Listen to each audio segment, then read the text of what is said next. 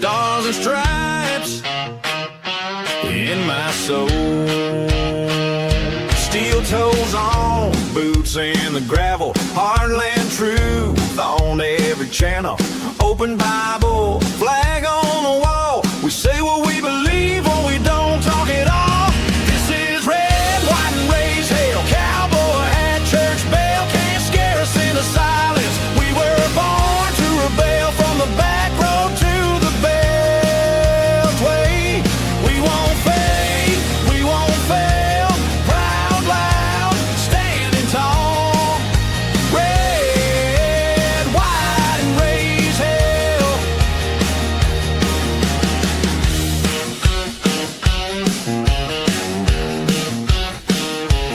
We back the badge, we guard the border. We love our guns and law and order. They try to shame every word we say, but we don't bow down, we just press play.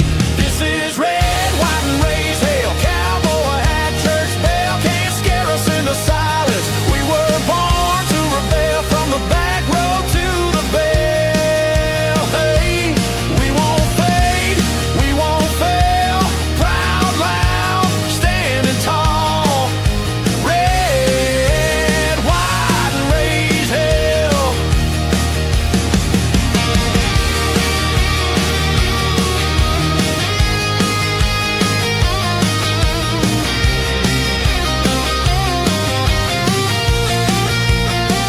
You can cancel the show, but not the crowd. We're still here, still talking loud. Hand of the free on every spell. Hit that mic, host, let the truth ring out. This is red, white, and raised hell. Cowboy hat, church bell, can't scare us into silence. We were born to rail from the back road to the beltway. We won't fade, we won't fail. Proud, loud, standing tall. Red, white, and raised hell.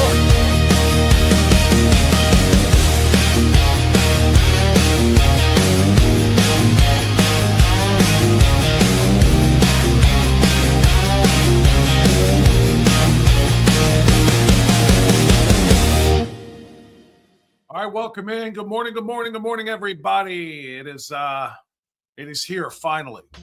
The glorious final day in the month of Blech.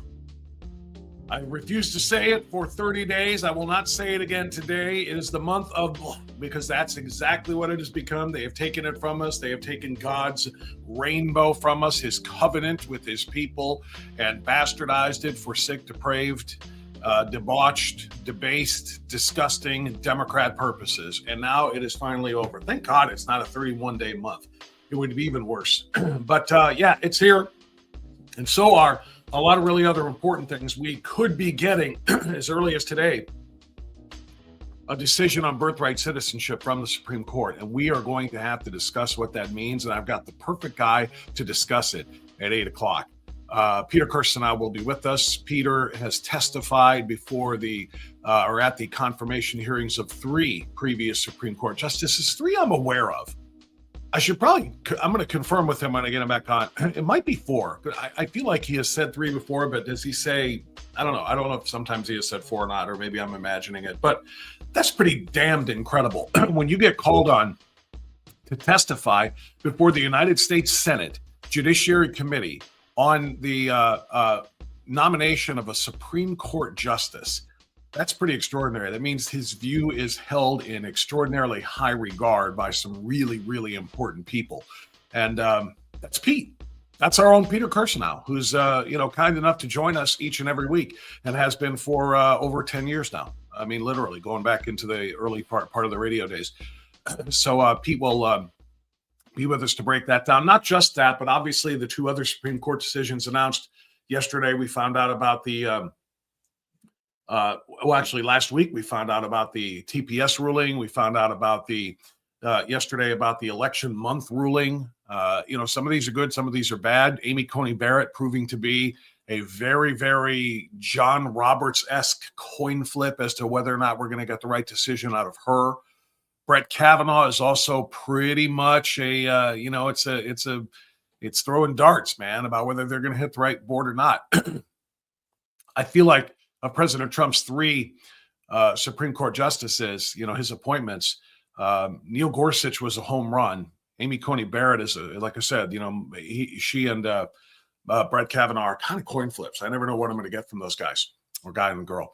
Anyway, we're going to talk about some of these Supreme Court decisions, what's going to happen on birthright citizenship, and if we lose, what that means to us going forward. So it's a big deal. So we have a lot of things to get into this morning. Welcome to the chatters. By the way, how many people in the chat right now? Excuse me. I wonder how many people in the chat last night were in Brecksville for us yesterday. Last night, we had an amazing event. I don't know if anybody videotaped it. I really wish they had. I didn't see a formal videotape, tripod type situation set up by the folks who ran it. But thank you to Dom Sharia and Mark Kodolowski and who else? Steve Sweetney and who else? Al Boda. Anyway, all of the folks at Cuyahoga Valley Republicans, Parmer Republicans, Broadview Heights Republicans, and Seven Hills Republicans. I think those were the four. If I'm leaving one of you guys out, whose groups kind of co-sponsored last night's event at the Brecksville Community Center, I apologize, but I wanted to try to give attribution to as many people as I could. But they had Peter and I out to speak last night, and Peter spoke, and then I spoke, and then we did Q&A with all of us, and the folks were amazing. The questions were great. The response was great. The attention was incredible. Everybody was very, very active and engaged, which of course we have to be actively engaged for November, or else it is all over. I'm not going to re-give my speech from last night, but I couldn't if I wanted to because it was off the cuff. It wasn't a prepared speech. I had 3 or 4 bullet points down that I wanted to talk about, and then I just went. But as I was done, you ever, excuse me, maybe this is a good way to do it, and I'll throw this out to the chat. You ever, when you were in school, either college or prior, walk out of a test strutting because you just nailed it? And you ever walk out of a test just kind of like, ugh, that was awful. That was a bomb. I'm screwed. My GPA is screwed. I'm not going to get my allowance. I'm going to lose, whatever repercussions there might be for poor grades or whatever, you just know. And other times you walk out just going, I don't know. I guess I did okay. Maybe, I don't know, maybe a C, maybe a D. I don't know. You know what I mean? When you're done with a test, it's the best example or analogy that I can give. I've walked out of speeches before feeling very, did I really get it? I don't know. Did they really understand it? Was I really clear enough? Was I concise enough? Did I provide enough content for them? I felt like that before. I can't remember too many times walking out and going, man, you didn't know what the hell you were talking about.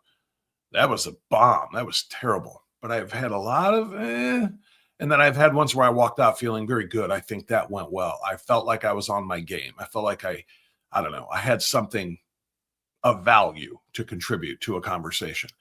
Last night was like that. I felt very good. I felt like there was value for the folks who were there because it was just from the heart. It really was. It was just, kind of my impassioned view of the way things are, which I cannot replicate today because like I said, I didn't even know what I said or how I was going to say it yesterday.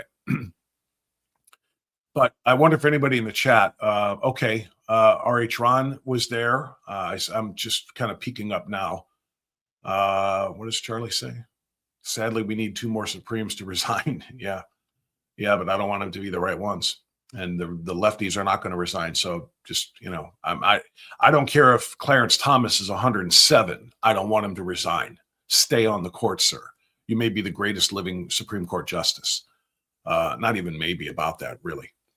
Anyway, what does Sherry say? You got it right, Bob. Anzia, boy, how come those are so small now? The display on those in the corner are a lot smaller than I used to see those across the bottom of the screen. McCromie, I did see McCromie. He came up and said hello and reminded me of what he looks like. It's hard for me, especially when most of these folks don't have their pictures up on their profiles on the chat. So sometimes I see faces but forget names, and that happens actually a lot. Sherry says, I was so sad to have missed last night.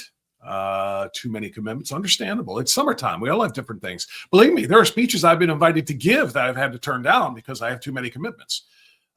Victor is here and ready to leer. I love it. Barrett and Robert are going to go for ending birthright citizenship. Trump's Right, Save America Act now. Yeah, probably so. Okay. So I'm just reading some of the other comments super quick. All right. So the speech I gave last night, like I said, which I felt was just kind of, I don't know if anybody recorded it. Like I said, there was no tripod, but if anybody grabbed it on their phone, please send it my way, because I think there are some important things to share there that I can't replicate. But back to my point, as I go through some redundancy here, November is as critical and potentially as cataclysmic, if we do not get it right, as November of 2024 was. And we all get tired of hearing that one, election is the most important in our lifetime after we just won the most important election in our lifetime. But the reality is each one becomes more important than the last, because the desperation on the other side, if you win, the desperation becomes that much more dangerous, the things that they will do. Case in point, we just won in 2024. President Trump wins, MAGA wins, popular vote, overwhelming landslide in the Electoral College. And what has been the reaction of the left? Full sprint to communism. Okay? TDS sufferers and the ignorant. Sometimes you can be both, but the TDS sufferers and the ignorant among us have decided our response to Trump is going to be 180 degrees away from Trump. We are going to the communist card. And that's why the DSA has exploded in the last year and a half. It's why the Democratic Socialists of America have so many candidates. And you can forget about the word Democratic. It's a modifier that means nothing, like I've said before. But the DSA has candidates all over the country now, and they're winning. This is a response to Donald Trump winning. This is exactly, I wouldn't say it's what you would expect, because there's been no precedent for this in terms of Donald Trump. There's never been anybody like him. That doesn't mean he's been the best ever. I mean, again, and you got to go back historically and look for Reagan and look at Reagan. I was a kid during Reagan. I mean, I was in high school and college for all 4 of my high school years were during Reagan, and then 2 of my college years were during Reagan. And I was nowhere near politically tuned in as I should have been then. So I have everything I've learned about Reagan, I've had to learn studying it historically. But there have been some, really, really great presidents in certainly in American history. But I mean, in our lifetimes, President Trump might be at the top of that. Just depends on what your measuring stick is and how you decide it. But President Trump's presence triggered more psychological illness, more, psychosis almost. I think TDS, the Trump derangement syndrome, is more of a psychosis. I think it's probably not something that's going to be a permanent condition, like somebody who is, split personality disorder or multiple personality disorder, whatever they want to call it. They're bipolar. There are a lot of forever and long-term psychological conditions that people suffer from. I think TDS is probably going to be transitory. It's going to be something that, is here for a while, then it goes away. And I think when he goes away, they'll dance and they'll celebrate. And when he dies, they'll have parties because they're sick. That's what their disease is. But I think once he goes away, that will slightly go away. But right now, that Trump derangement syndrome, that form of temporary psychosis, has them saying, we'll do anything to counter that, including embrace communism. And it is I'll give you an example. I'll give you an analogy. Multiple Democrats on soundbite television and social media, I'm sure you can find too, but there's packages that have been running on television of Democrats responding to the victories of the socialists in New York and elsewhere. Because, reporters are like, are you ready, Democrat Party, to be just known as the party of socialism and communism, given its history? And the answer from the Democrats, the mainstream Democrats, who are also left-wing, but not full-on socialists, most of them. Obviously, I'm not talking about Bernie Sanders, AOC, Pocahontas, Ilhan Omar. I mean, these are just clearly an avowed socialists. But the others are really, really left wing. But they haven't gone that far, and they're being asked by reporters everywhere, "Are you ready to become known as the party of socialism? Or how do you feel about socialists winning all of these elections? What is this going to do to mainstream Democrats?" And the response from every single one of them in these news packages and these little video clips you hear is, our party is a big welcoming tent, and there's room for a lot of different voices underneath our tent. And what you take away from that is the Democrat Party is terrified of countering or not agreeing with the wave of democratic socialists, because they're afraid that they are going to be run out by them. Look at Dan Goldman. He's about as left as a congressman gets. He just lost his primary in New York to somebody who's far more extreme than he is, a full-on socialist communist. They are terrified. Hakeem Jeffries, all of them, they're terrified of saying, yeah, well, we have to really do some, house cleaning here. We've got to check this out because these people don't stand for us. We know what socialism it does and what it has done. These people, if they say something like that, they're going to be the next one on the chopping block. So they're saying they're welcome under our big tent. And what they don't understand, and this is my analogy for you, and I hope you understand it and appreciate it. I'm not trying to mock the death of an innocent person at all, obviously. But the Democrats welcoming the socialists under their big tent is like a track team having a Carmelo Anthony come under their tent. He's not there for good. He's not there for positive purposes. He's not there for camaraderie and friendship among rival schools and rival sports teams. Especially when he comes in there with a bag that contains a knife, a deadly weapon. And as he enters that tent and sits down, and it's made very clear by multiple people that he's not welcome there, that hand goes in that bag and holds on to that knife, just waiting for the moment to strike, waiting for someone to give him what he wants, which is a reason to use it. He didn't bring it because he was going to slice apples in between events at the track meet. He didn't bring it because he was going to sharpen pieces of wood for the purposes of Lord knows what, to build a fire. He brought a knife to plunge it into somebody, and then he goaded and cajoled somebody into acting that would give him that justification. When you invite the wrong person under your tent and they are not there to join you, if they're not there to become part of you, they're there to take over the situation, you're in trouble. And right now, the Democrat Party knows that in my little analysis or analogy here, the Democrat Party, the mainstream Democrat Party, is Austin Metcalf and the other members of the track team. The DSA is Carmelo Anthony, and they're in there, and they're saying, "Get in my way, do something to me, and watch what happens." And they're going to take them out. They're going to take out the mainstream Democrats just as assuredly as they did with Goldman and several others already.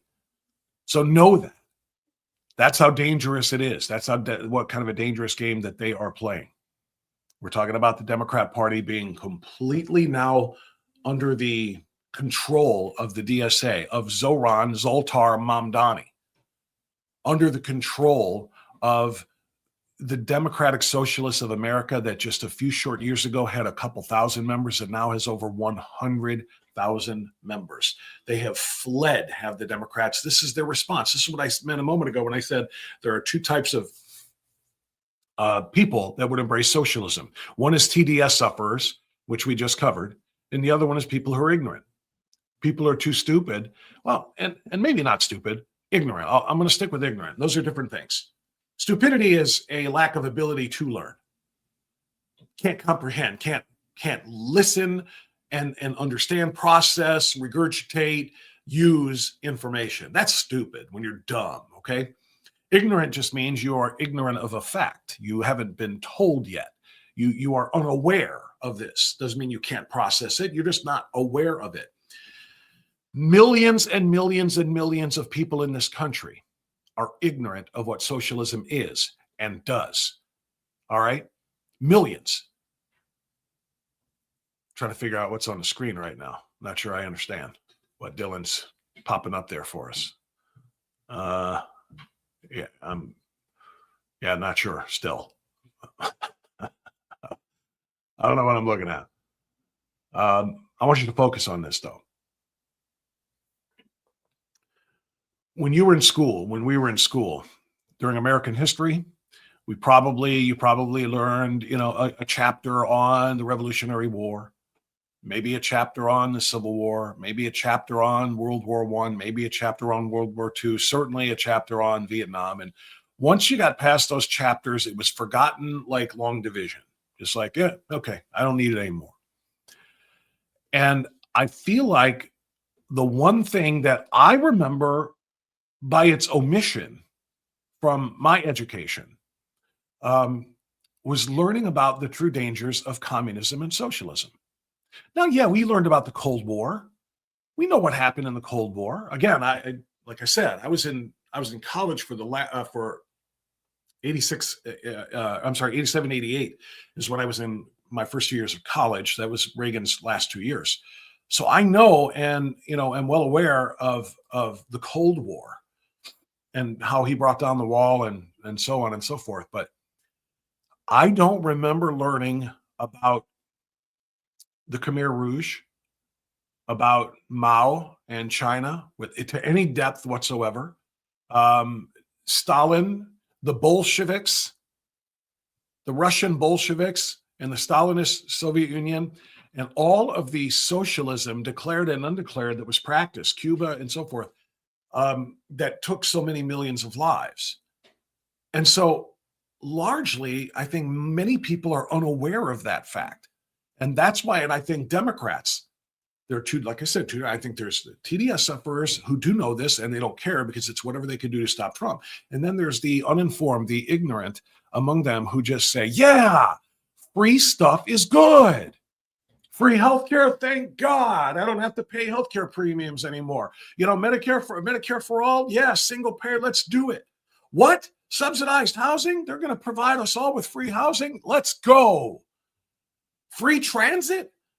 We don't have to buy bus passes or take Ubers or cabs. It's all free rides. Let's do this. What? More free food? Bigger EBT cards? I'm in. Let's go. The government's going to pay for all of this for us. Ignorant people look at that and say, sign me up. Let's do this. Because ignorant people didn't know this has already been done. They haven't been informed, or if they were, it was in passing, and it wasn't something that they were required to remember. And so here we are. We're about to embrace the past. George Santayana said many, many decades ago that those who forget our history are condemned to repeat it. These are people who don't know the history or have forgotten it of socialism and communism and are ready to repeat it, not somewhere else, but right here. I asked the audience last night in Brecksville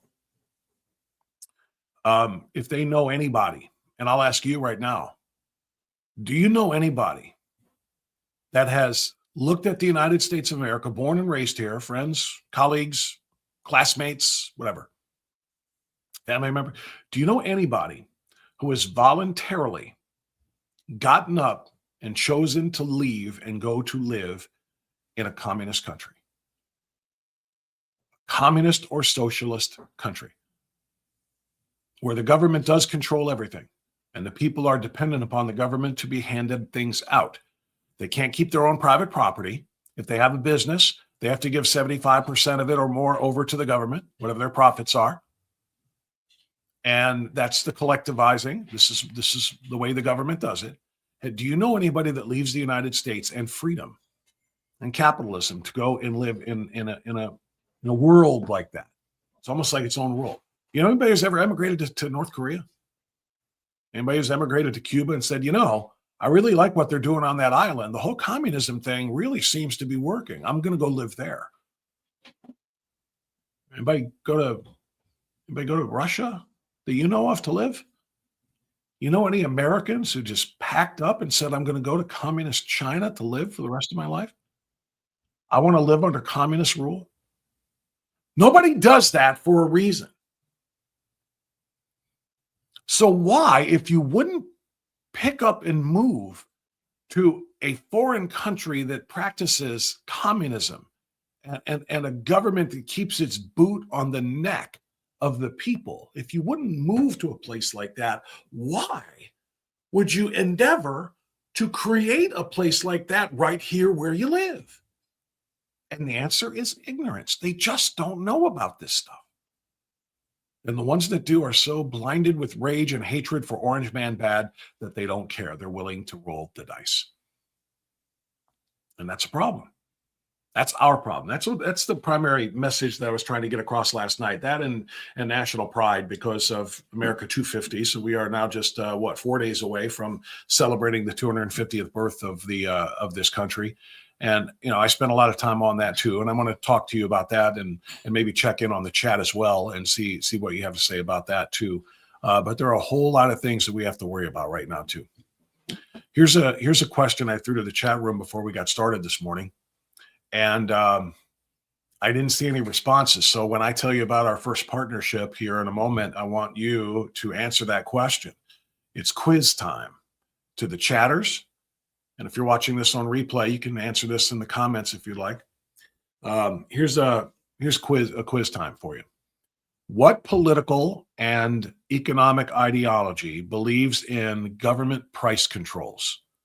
That means the government controlling the prices of goods, services, and commodities that the American people need to consume. Which ideology believes in that? If you can think about that for a moment while I remind you about one of our partners, I'll tell you where I'm going with that in a moment. But let me tell you about somebody who does not believe in any of that stuff. He is a true America First patriot. He is MAGA all the way, and he is a wizard when it comes to repairing cars. General maintenance to keep cars tip top. But then also you got a problem under the hood.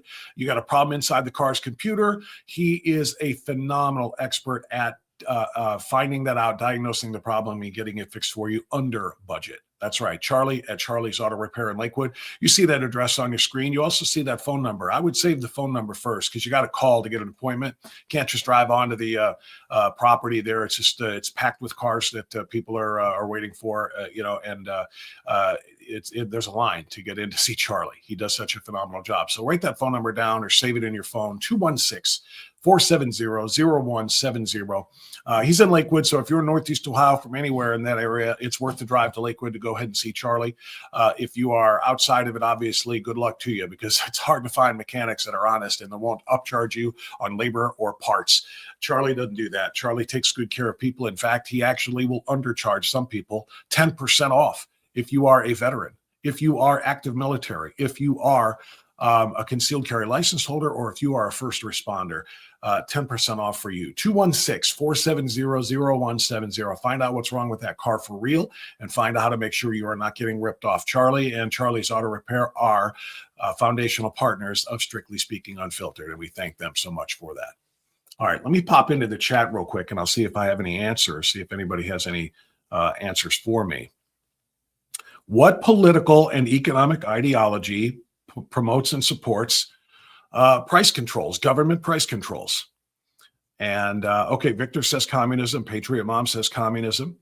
That is correct. All of those things are correct. Anybody else answering this one? People have their own conversations going on about some of the stuff we talked about earlier. But let me go ahead and give you the spoiler. The answer is communism and socialism. And it's why I posted on the chat before we got started live. You're not going to like this. But we got to show it. Dylan, would you please put up number 1, please? Yeah, this is troubling. It should be troubling for you. It is absolutely troubling for me. President Trump, Truth Social posting 7:39 last night. Gasoline retailers must get their price down immediately. They're too high, considering that oil is now at $68 a barrel and heading south. The retailers must quickly react to this statement and do what they know is right. Drop your price for our great American people. There will be no gouging. He misspelled gouging. He wrote gauging, but it's gouging.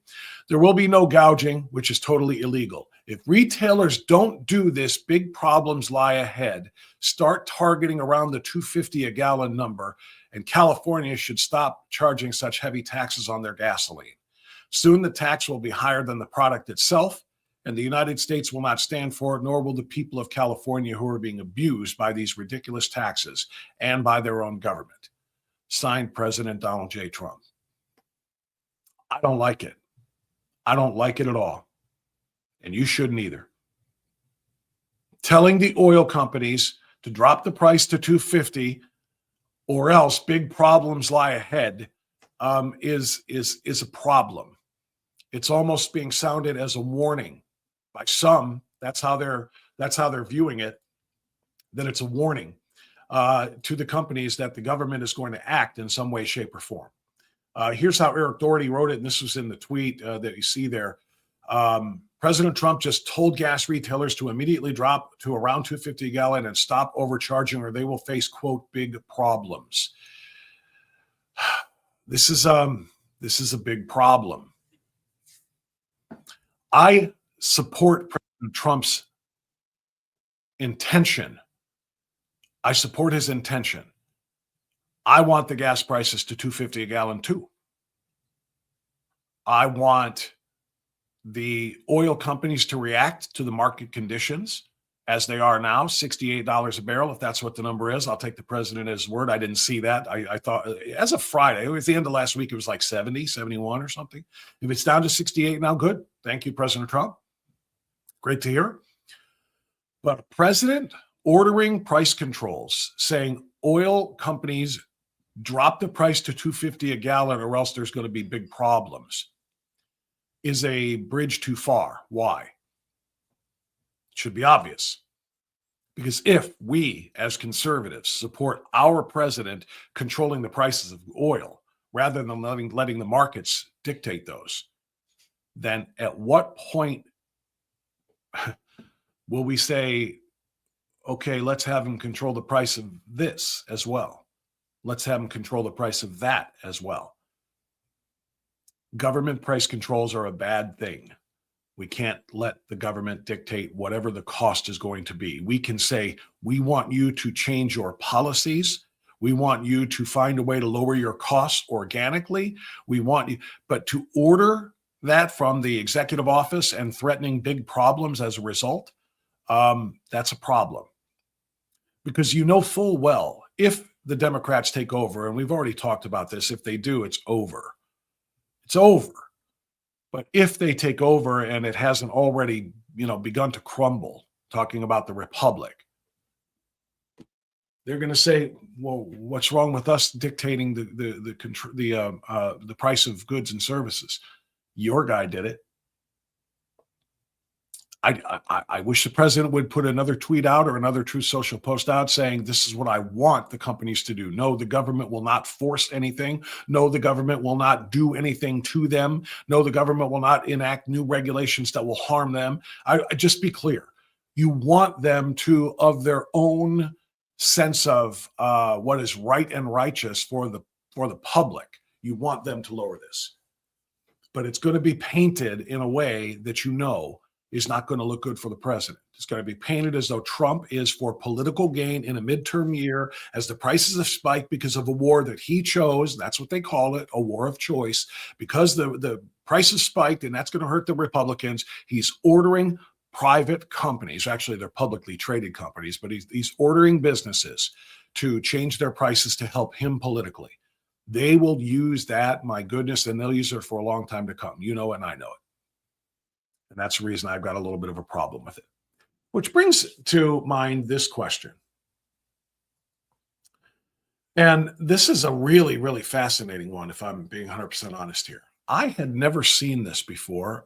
Somebody sent me this, and I don't remember who. I was looking through my old text messages to see who sent it to me or if it was an email. And it's just, I have so many different incoming messages, from texts, from Facebook Messenger to X, to direct messages on X, to emails from 4 different email accounts. It's hard, and when you have ADD, I'm just asking for trouble, and I do, and I am. Somebody sent me this, so I am not intending to not give attribution to whoever sent it to me. It's just I can't recall who sent it to me. But somebody sent me an article written by Charles Krauthammer. You remember a conservative commentator and writer, Charles Krauthammer, who died, I want to say, sadly, 6, 7, 8 years ago now. Charles Krauthammer was credited with writing an article in January of 2016 headlined, "Trump is not a conservative. He's a pragmatist." Well, I read the article that somebody sent me, and I was like, wow, this is pretty dead on accurate. If I'm being honest, it is really, really good. And I'm going to read portions of it to you. But then I also did a little bit more checking and found out that Charles Krauthammer didn't write it. Not that it should matter, because it doesn't really, but it was attributed to Charles Krauthammer because people knew that name and it would carry a little bit more weight.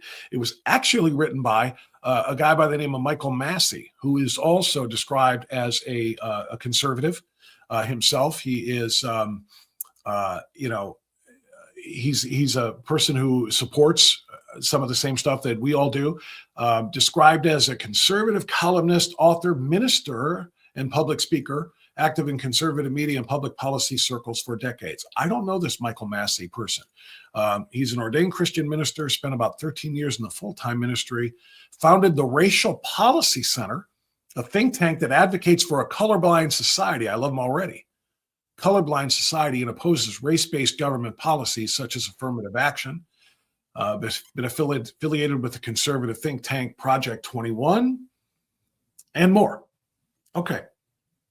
So that's the guy who wrote it. And here's what he wrote. And I'm interested in your point of view on it. I'm interested to find out if you agree that maybe President Trump is appealing to us because the pragmatism that he represents is conservative in nature.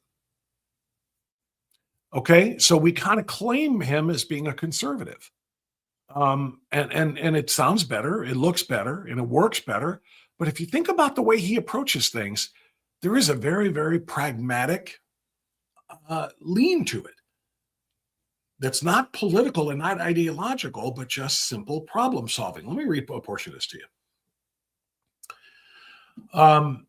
I said I neither view nor do I believe Trump view. Now, this, by the way, was January of 2016. So it was before he was elected in November. So we're 11 months away. Most people see Donald Trump at that point in time as still being a long shot wild card, never going to win primaries, blah, blah, blah. He announced in the summer of 2015, spent 6 months trying to, stop the laughter of, Trump wants to be president, blah, blah, blah.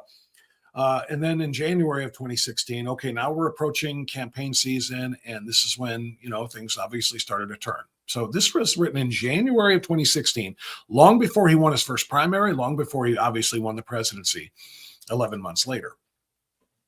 So from January 2019, Michael Massey wrote, I said that I neither view nor do I believe Trump views himself as a conservative. I stated it was my opinion that Trump is a pragmatist. He sees a problem and understands it must be fixed. He doesn't see the problem as liberal or conservative. He just sees it as a problem. That is a quality that should be admired and applauded, not condemned. but I get ahead of myself. Viewing problems from a liberal perspective has resulted in the creation of more problems, more entitlement programs, more victims, more government, more political correctness, and more attacks on the working class and all economic strata. Viewing things according to the so-called Republican conservative perspective has brought continued spending, globalism to the detriment of American interests and well-being, denial of what the real problems are, weak, effective milquetoast leadership that amounts to Barney Fife deputy sheriff, appeasement-oriented and afraid of its own shadow. In brief, it has brought liberal ideology with a pachyderm as a mascot juxtaposed to the ass of the Democrat Party.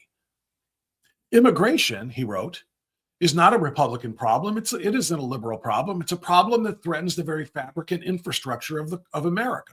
It demands a pragmatic approach, not an approach that's intended to appease one group or another. The impending collapse of the economy isn't a liberal or conservative problem. It's an American problem. That said, until it's viewed as a problem that demands a common sense approach to a resolution, it'll never be fixed, because the Democrats and Republicans know only one way to fix things, and the longevity of their impracticality has proven to have no lasting effect. Successful businessmen like Donald Trump find ways to make things work. They do not promise to accommodate. Trump uniquely understands that China's manipulation of currency is not a Republican problem or a Democrat problem. It's a problem that threatens our financial stability, and he understands the proper balance needed to fix it. The proper balance needed to fix it. Here again, successful businessmen like Trump, who have weathered the changing tides of economic reality, understand what is necessary to make business work. And they, unlike both sides of the political aisle, know that if something doesn't work, you don't continue to try to make it work, hoping that at some point it will. As a pragmatist, Donald Trump hasn't made the wild pie-in-the-sky promises of a cell phone in every pocket, free college tuition, and a $15 an hour minimum wage for working the drive-thru at Carl's Hamburgers. I argue that America needs pragmatists because pragmatists see a problem and find ways to fix them. They do not see a problem and compound it by creating more problems. It's almost done. I'm going to finish this off. I think it's worth it. This is, again, if you just popped on the live stream or the podcast on replay, this is January 2019. I'm sorry, January 19th of 2016, 11 months before Trump was elected. This was an article written by Michael Massey, a conservative activist, I guess.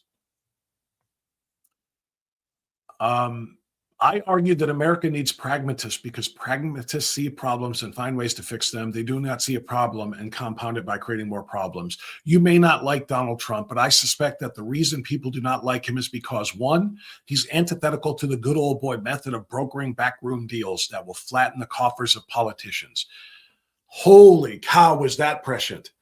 That line from January 2016, because that's exactly correct. Trump was never, ever going to be one guy who is manipulated or participating in the backroom deals. He is the one who breaks those deals and busts up those backrooms. It's 100% true. Two, they're unaccustomed to hearing a candidate speak who is unencumbered by the financial shackles of those who own them vis-a-vis donations. Also perfectly true of Donald Trump. Three, he's someone who is free of idiomatic political ideology. And four, he's someone who understands that it takes more than hollow promises and political correctness to make America great again. Listening to Hillary Clinton and Bernie Sanders talk about fixing America is like listening to two lunatics trying to out-crazy one another. Jeb Bush and Marco Rubio, again, this is 2016.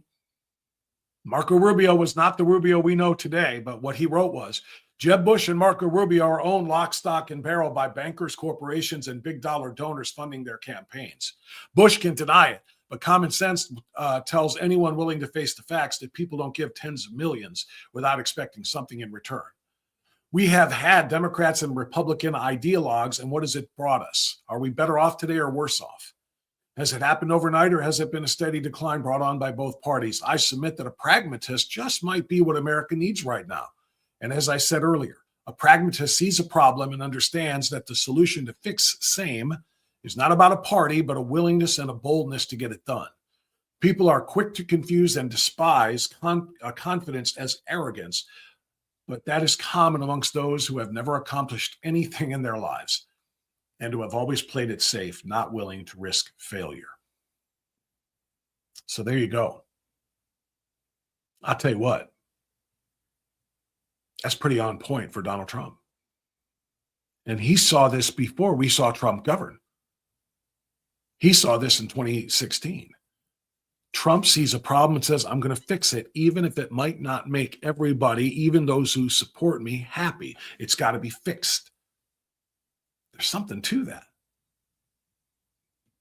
Now, just like I said a moment ago, Marco Rubio was not as widely regarded, highly regarded as widely back in 2016 as he is today.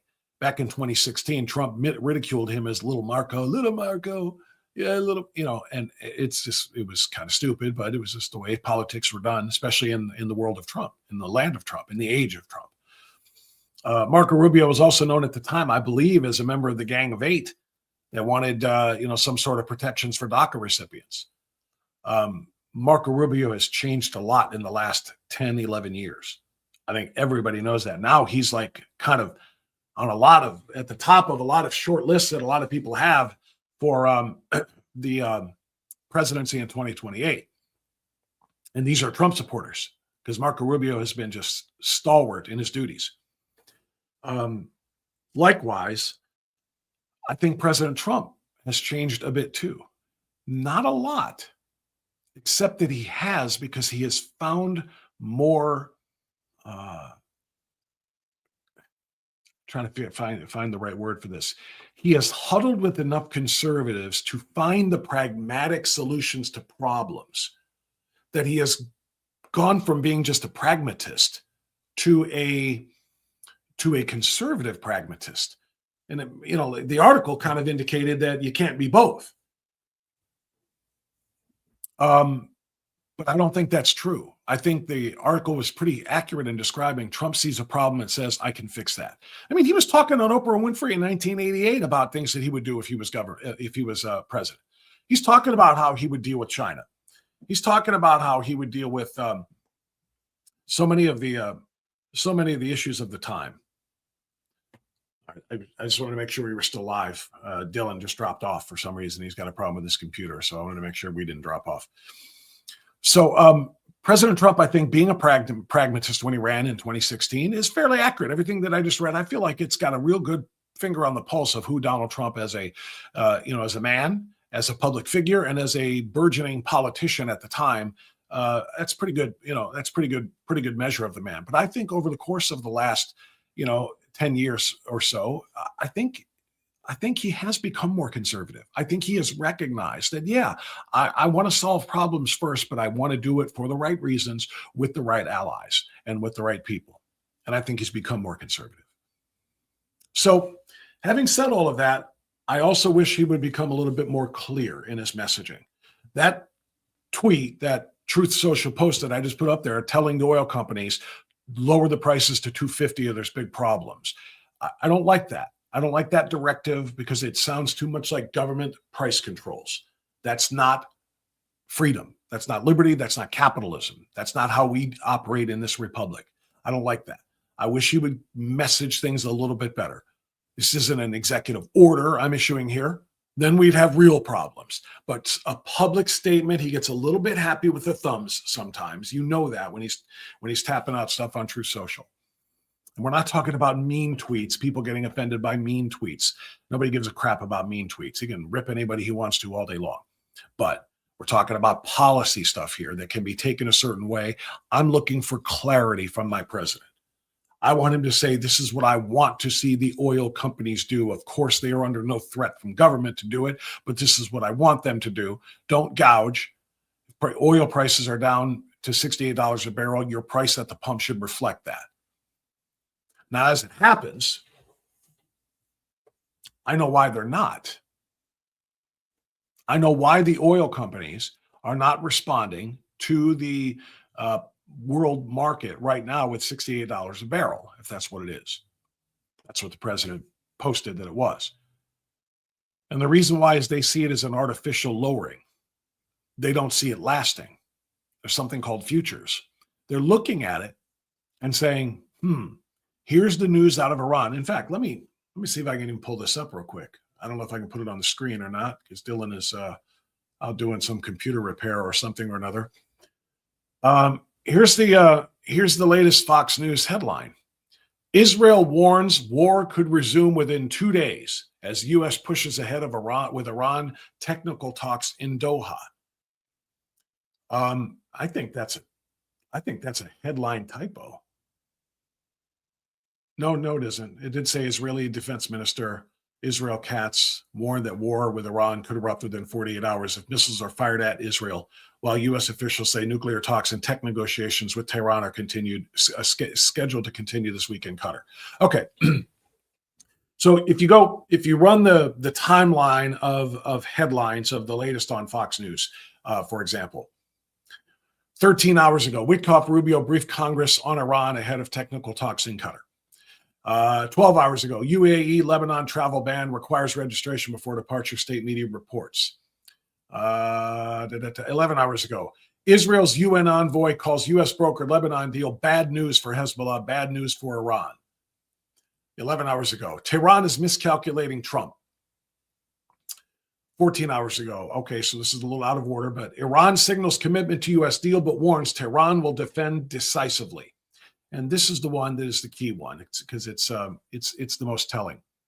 Iranian President Masoud Pezeshkian, said yesterday that Tehran is committed to the memorandum of understanding with the U.S., provided Washington upholds its obligations.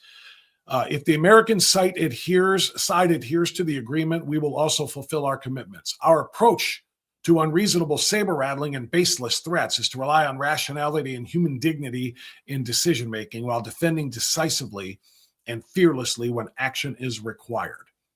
This is the same country, Iran, that just 4 days ago had a ceasefire in place for these 60 days of negotiations in this MOU. And what did they do? They started bombing ships, striking ships in the Strait of Hormuz, in an attempt to maybe slow the traffic down, if not close it down again. They can't be trusted. My point being, the oil companies know that the strait is not just open for business now and forever. They know that the negotiations are not, hand in hand, boy, we really like you and we like you too. We're getting this done. The negotiations are like this. And the Iranians have no real fear of breaking it off and going right back to closing the strait. And why would they? They closed it for 2 months before, and we couldn't open it. We just added our own blockade to all of the other Iranian ports so that they couldn't sell oil anywhere else either. But we couldn't open the strait. They know they have the hostage. They have a hostage. It's called the Strait of Hormuz, and they will use it to their advantage. And they will threaten to kill it. They'll threaten to harm it, just like when they take hostages, when terrorists take hostages or whomever, until we bleed whatever it is that they want out of us. So they have no fear. Sad to say, they have no fear.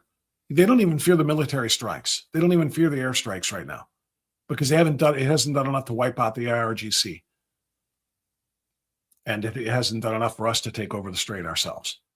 So the oil companies are looking at this and saying, things are not exactly going swimmingly over there at the moment.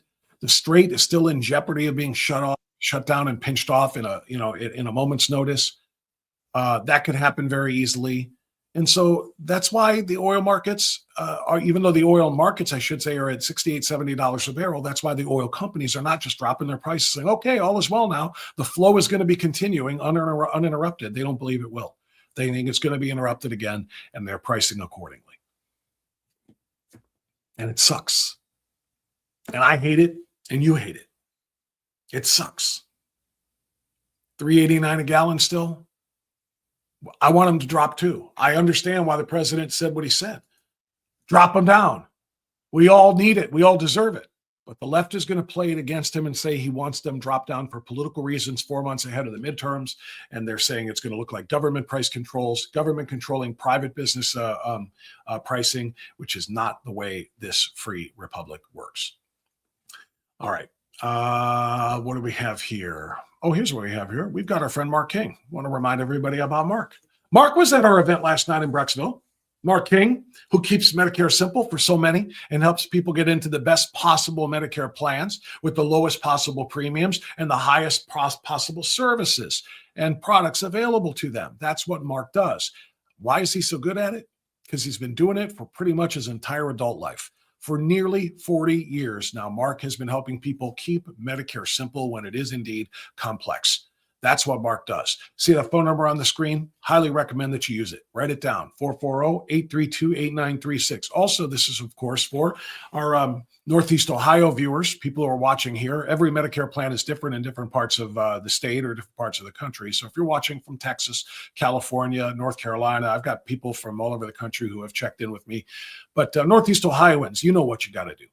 You know what's available here. Mark will help you pick the best plan and, again, get you the best prices. He's not beholden to a single insurance company. He represents multiple providers, and he will hook you up. 440-832-8936. If you're on Medicare, find out if your plan is the right one. Even if it's not an enrollment period yet, you can huddle with Mark. Call that number. He's happy to meet. And if you are entering Medicare this year at some point, turning 65, same reason, same thing, I should say. Call 440-832-8936 and make sure you get into the right plan from the beginning. Mark King and Keeping Medicare Simple are foundational partners of Strictly Speaking Unfiltered, and we certainly appreciate Mark. He does a phenomenal job. All right, there's a lot of things that we're going to be discussing with our next guest. I'm very much looking forward to that. But before we go there, I need a break, and I need to give you, for the second time on the live stream, Move Over Vanilla Ice. It is not Ice Ice Baby by Vanilla Ice. It's Ice Ice Agents by yours truly. Yo, ICE, let's kick it. Ice, ice, agents. Ice, ice, agents. All right, stop against the wall and listen. Ice is here on a lawful mission. Don't move, because we're holding you tightly. Rounding up aliens daily and nightly. Will we ever stop?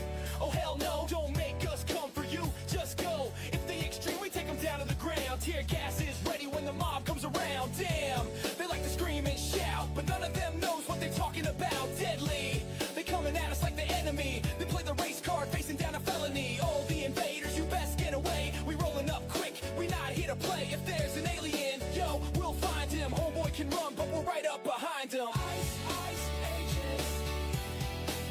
We are the ice, ice agents. We are the ice, ice agents. We are the ice, ice agents. Now that the border is tighter, cartel smuggles run a little bit lighter. Coming at you hard, we hit with precision. Trying to resist us, bad decision. Raid them, illegal operations. Kicking fugitives out this nation. Let's move, time to pick up the tempo. We gotta roll there outside Home Depot. Rolling with the local 5-0. With the blue lights on just to let them know. Karen's on the roadside holding up the hate signs. Did we stop? No, we just kept flying, moving on. Pursuing all the bad guys. We must have left and they scatter like mayflies. The block was dead, yo, so we continue to Tampon's Place, Tim Walls Avenue. Aliens all in the sanctuary city. Activists in the way begging for pity. So sad, cause we not here to play. Violate our laws and you're going away. Ice, ice agents. We are the ice, ice agents. We are the ice, ice agents. We are the ice, ice agents. Yo, take heed, because we never stop looking. We catch you on the scene, we start hooking and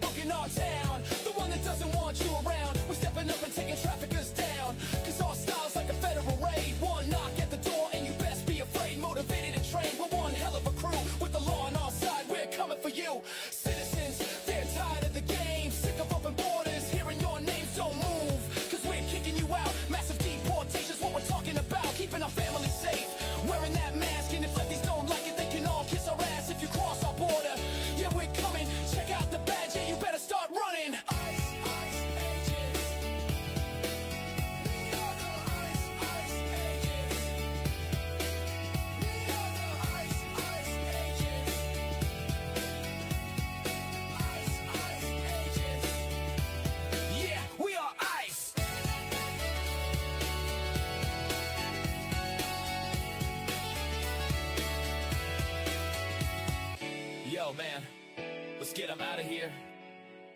Back home to their mothers. Ice, ice, agents, let's roll. Ice, ice, agents, let's roll. Ice, ice, agents, let's roll. Ice, ice, agents, let's roll. Ice, ice, agents, let's roll. Let's roll. Ice, ice, agents, let's roll. Let's roll.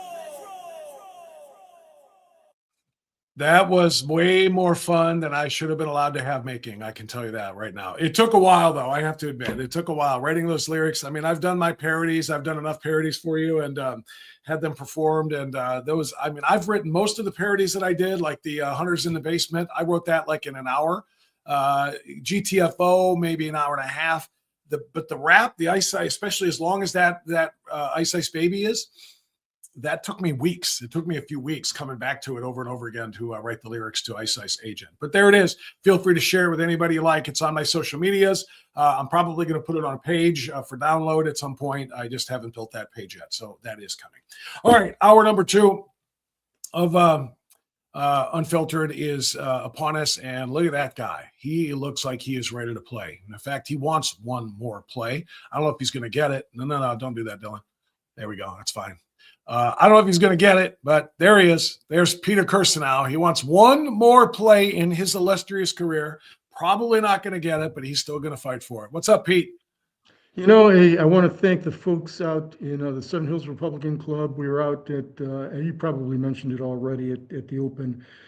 We were out in Brecksville yesterday. Great crowd out there, good presentations, and a lot of fun. I think it was a group of Southwest GOP clubs that invited us there, and I want to thank them very much and appreciate them. Yeah, they were great. It was a great crowd. Cuyahoga Valley Republicans, Seven Hills Republicans, Parma, and Broadview Heights, I think all of their clubs were the 4. Yeah. I think those were the 4 that combined to bring that event together at the Brecksville Community Center yesterday.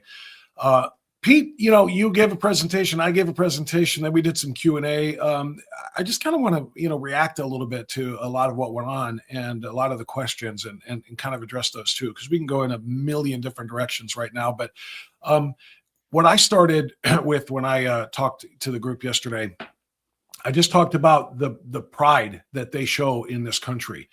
In every single group that I talk to, and you're probably the same thing, you'll notice just it's America at its finest. And you compare that to the other side of the political aisle. You don't see American flags. You just see hatred and anger and rage for a country that they don't even want to live in anymore unless they're the ones in control of it. Yeah, it's really remarkable. I've never seen it quite like this. Even during the Vietnam War, I didn't see this enmity toward America as a country, as our country. And, you know, we've seen this now on steroids since, I think it may be somewhat inspired by Donald Trump, or at least magnified by Donald Trump. They hate his guts. But I think it goes beyond that. I think what it did is release their any kind of reticence that they had to criticize the United States of America. You know, I'd seen some stats, and I don't remember them exactly, but they were kind of extraordinary. The number of people who display the American flag or have pride in the American flag, and it was the delta was like 50 to 60% between Democrats and Republicans. Democrats typically don't display the American flag. They don't think it's anything unique. In fact, a significant percentage of them hate the American flag. I've been around for a long time, but there's certain things that no matter how long you've been around and what kind of things you've seen from the left still boggle your mind. Whereas Republicans, you know, or conservatives, 90%, you know, took pride in the American flag. I've got actually in my house or my yard and outside my front door, I've got 4 different American flags, you know, the full size American flags. They're beautiful. When the Amazon guys come up the driveway to deliver stuff, they always make reference to it. No matter who they are, everyone loves it. And or maybe it's because they think, you know, my dogs will eat them if they don't say something nice about it, but which I've instructed them to do. But, you know, the folks that I hang out with, and you know, they're not political. They're ordinary, everyday people. Some are, little bit more to the progressive side, but the vast majority are in the middle, apolitical or to the right. And I don't know if it just struck me as bizarre. The folks that I hang out with don't have this hatred of the American flag. Yeah, and that's kind of the message that I had for the for the attendees last night. And that's what when we say we're not the same, that's what we mean. I gave you that stat last night too, Pete, and I didn't really ask you to comment on it. I just threw it out there for the people that 55% of Democrats, forget about just not wanting to display the American flag while here in America. 55% of them don't want to be here. They said they I'll pull it up again, just like I did last night, if I can, super quick. But the number was 55% said that they would prefer to live outside the country. Here it is. The Elon University survey, according to this disturbing poll, 55% of Democrats answered yes when asked whether there is another country they would rather live in today than the United States. On the other hand, only 10%, which is 10% shockingly to me, too many of Republicans said the same thing. These poll findings should be of concern to all Americans as they indicate what has long been suspected, that currently only one political party loves this country. Regarding America's upcoming birthday, the differences are even more stark. 68% of Republicans reported feeling proud about America 250. Only 18% of Democrats, Pete, 18%. I'm no math major. I was an English major, but I have to carry the one. That's 82% of the Democrats are not proud of America being 250 years old and becoming or being what it has become over the course of those 2.5 centuries, Pete. Yeah, mind-boggling, I bet, to your entire audience. I still can't comprehend it, even though we, because we're in the public discourse, we're constantly doing these things. We have heard these kinds of things or insinuations related to it. Man, I've seen the exact polls that you just recited. But even so, it remains extraordinary. And, for anybody who's traveled anywhere outside the United States, for you to compare those countries, it goes without saying, there's no place like the United States of America. People risk their lives to get here. Once you get outside the United States and you ask, there's a reason why millions crossed the border when Biden threw open the border, and people still are trying to get in. Millions try to come into the United States. And lawfully, millions try to get into the United States also. You don't see this kind of flood going to any other country, but Democrats haven't figured it out yet. Maybe they should spend a little bit of time, say, in Russia, or not even that. Just go to Europe, where they don't have any air conditioning. My daughter and her family live in Switzerland. They don't have air conditioning. It's 95 degrees. I heard about that. This is nuts. This is crazy. So you see those stats, and it tells you something really deep and dark about, I don't want to say all Democrats, but progressives. And the effect, I think, in large part, put it this way, a not insignificant part of Trump derangement syndrome. But Trump derangement syndrome, I think, is simply an offshoot of some broader anti-Americanism. This is something that preceded Trump. It's something that I think will survive beyond Trump.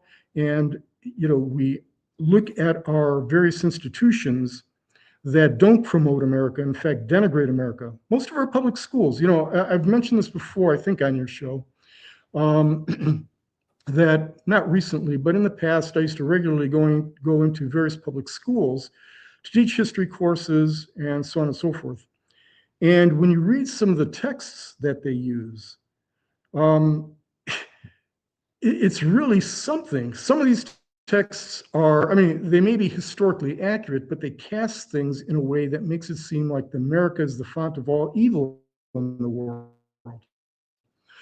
Some of them are not historically accurate that I've read, and they all slant in a way that's negative toward America when they make those kinds of mistakes. There are not many mistakes that are positive about America. Mm-hmm. So this is something that from K through post-grad is impressed upon American students.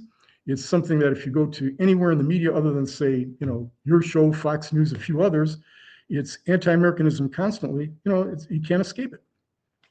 So, Peter, if 82% of a party, which is half of the population, that party, I know it's not exactly, but 50% of the country is Republican and 50% is Democrat. If 82% of half of the country are not proud of this country, what motivation would they have to help it succeed? What motivation would they have to do right by it? It's kind of like Barack Obama talking about, wanting to, as soon as he came into office, or he campaigned on wanting to fundamentally transform America. You don't want to transform that which you love. Like I've made the analogy many times. You don't propose to a woman and say, I want you to be my wife. I love you. And by the way, I'm going to change you when we get married. I need to change you into something better because I don't like you that much. I don't love you that much. So that's my real question here. And I think we're seeing it manifest itself in these elections of socialists. Yeah. If they don't love America for what America is, and they're not proud of it to the tune of 82% of them, then they have no problem changing it into something else. That's exactly right. It's something that should alarm all, regardless of your political affiliation. If you're an American, it should alarm you. And you take a look at the you got Mamdani out there, you've got these various Democratic candidates they're no longer just, this is not your, as they used to say, your father's Democratic Party. This is not even socialists.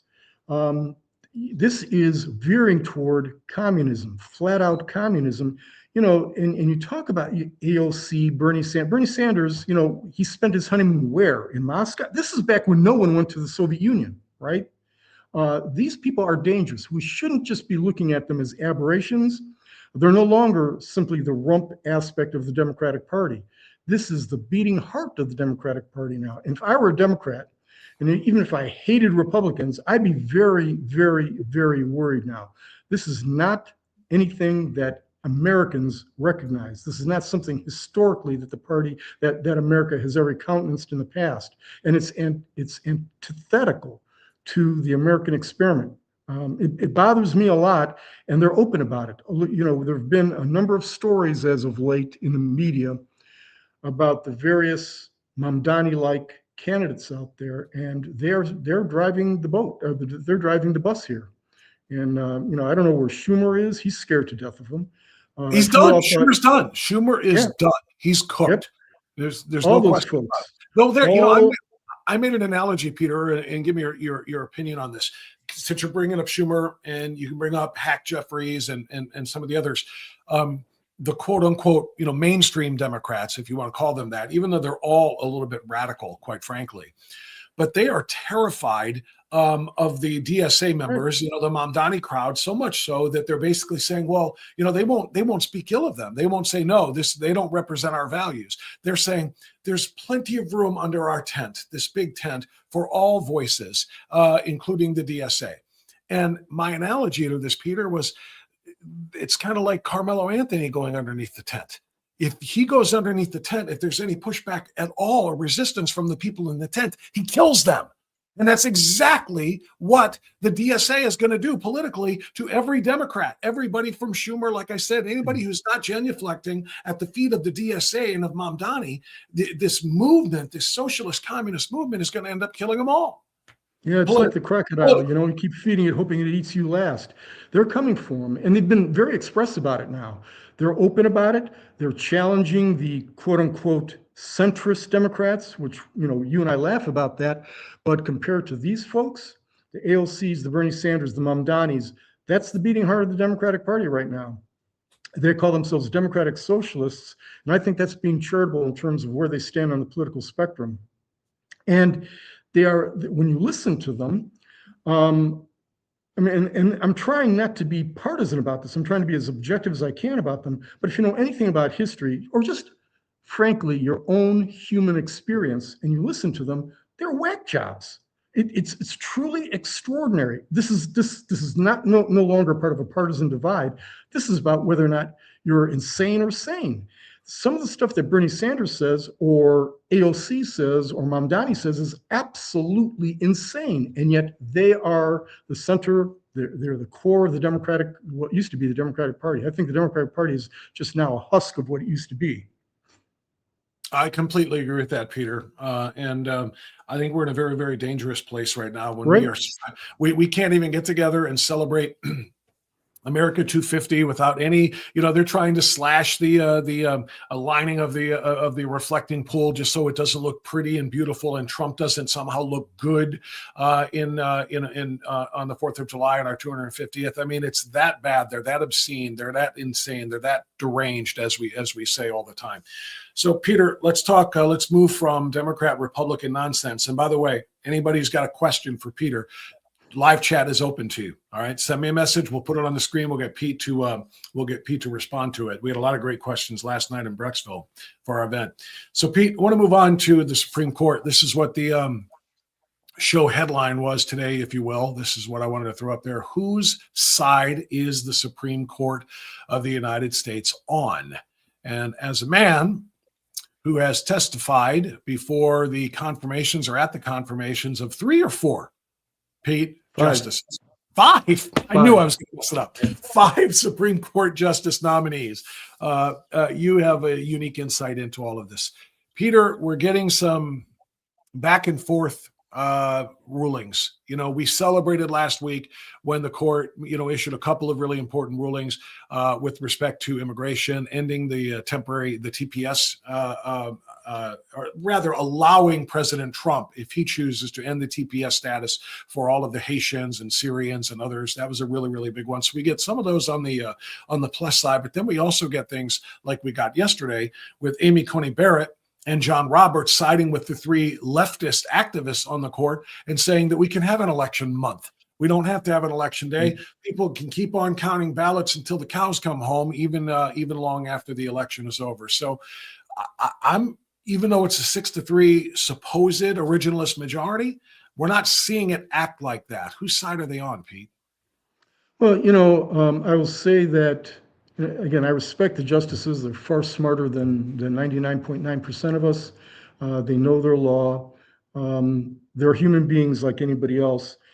The folks that decided in that fashion decided against what you would consider to be the conservative position. Remember that they shouldn't be governed by politics. Politics intrudes into everything, but they're supposed to be making decisions based on the rule of law, based on precedent, the text of a particular statute or constitutional provision. And we all know that doesn't always happen. Politics or an ideology intrudes. And that's why I have 9 of these folks. And, sometimes they kind of, for lack of a better term, go off the reservation. You would hope that Republican appointed justices would decide cases in a way that looks through statutes and the Constitution through a conservative prism. But that doesn't always occur.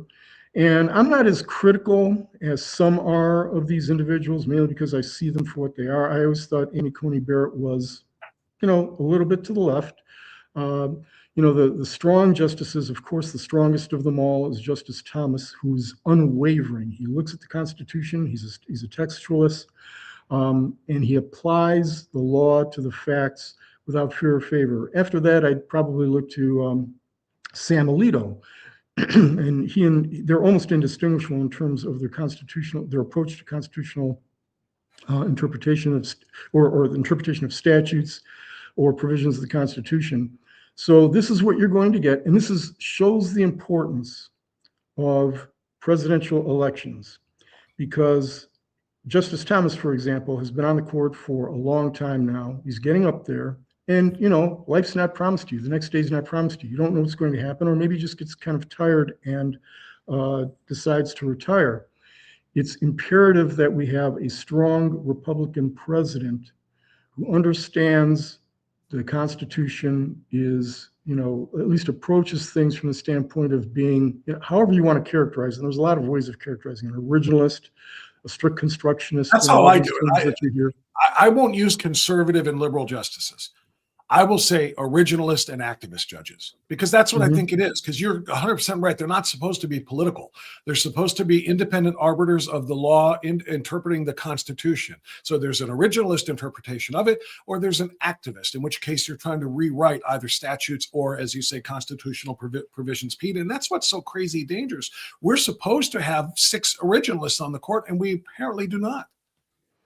Yeah, and that's going to happen. And I think attorneys adjust to that, and we have a sense of that. It is very, very disappointing, if not infuriating, because you think they're going to be looking at things the way the rest of us, we conservatives, look at things, but not necessarily all the time. And I give them also, I give them, I'm not going to give them a pass, but I give them a little bit of a broad berth. First of all, because they're smarter than I am, but second of all, because they look at things in a way that I think they have much more on their plate than we do. And we have maybe a more narrow focus.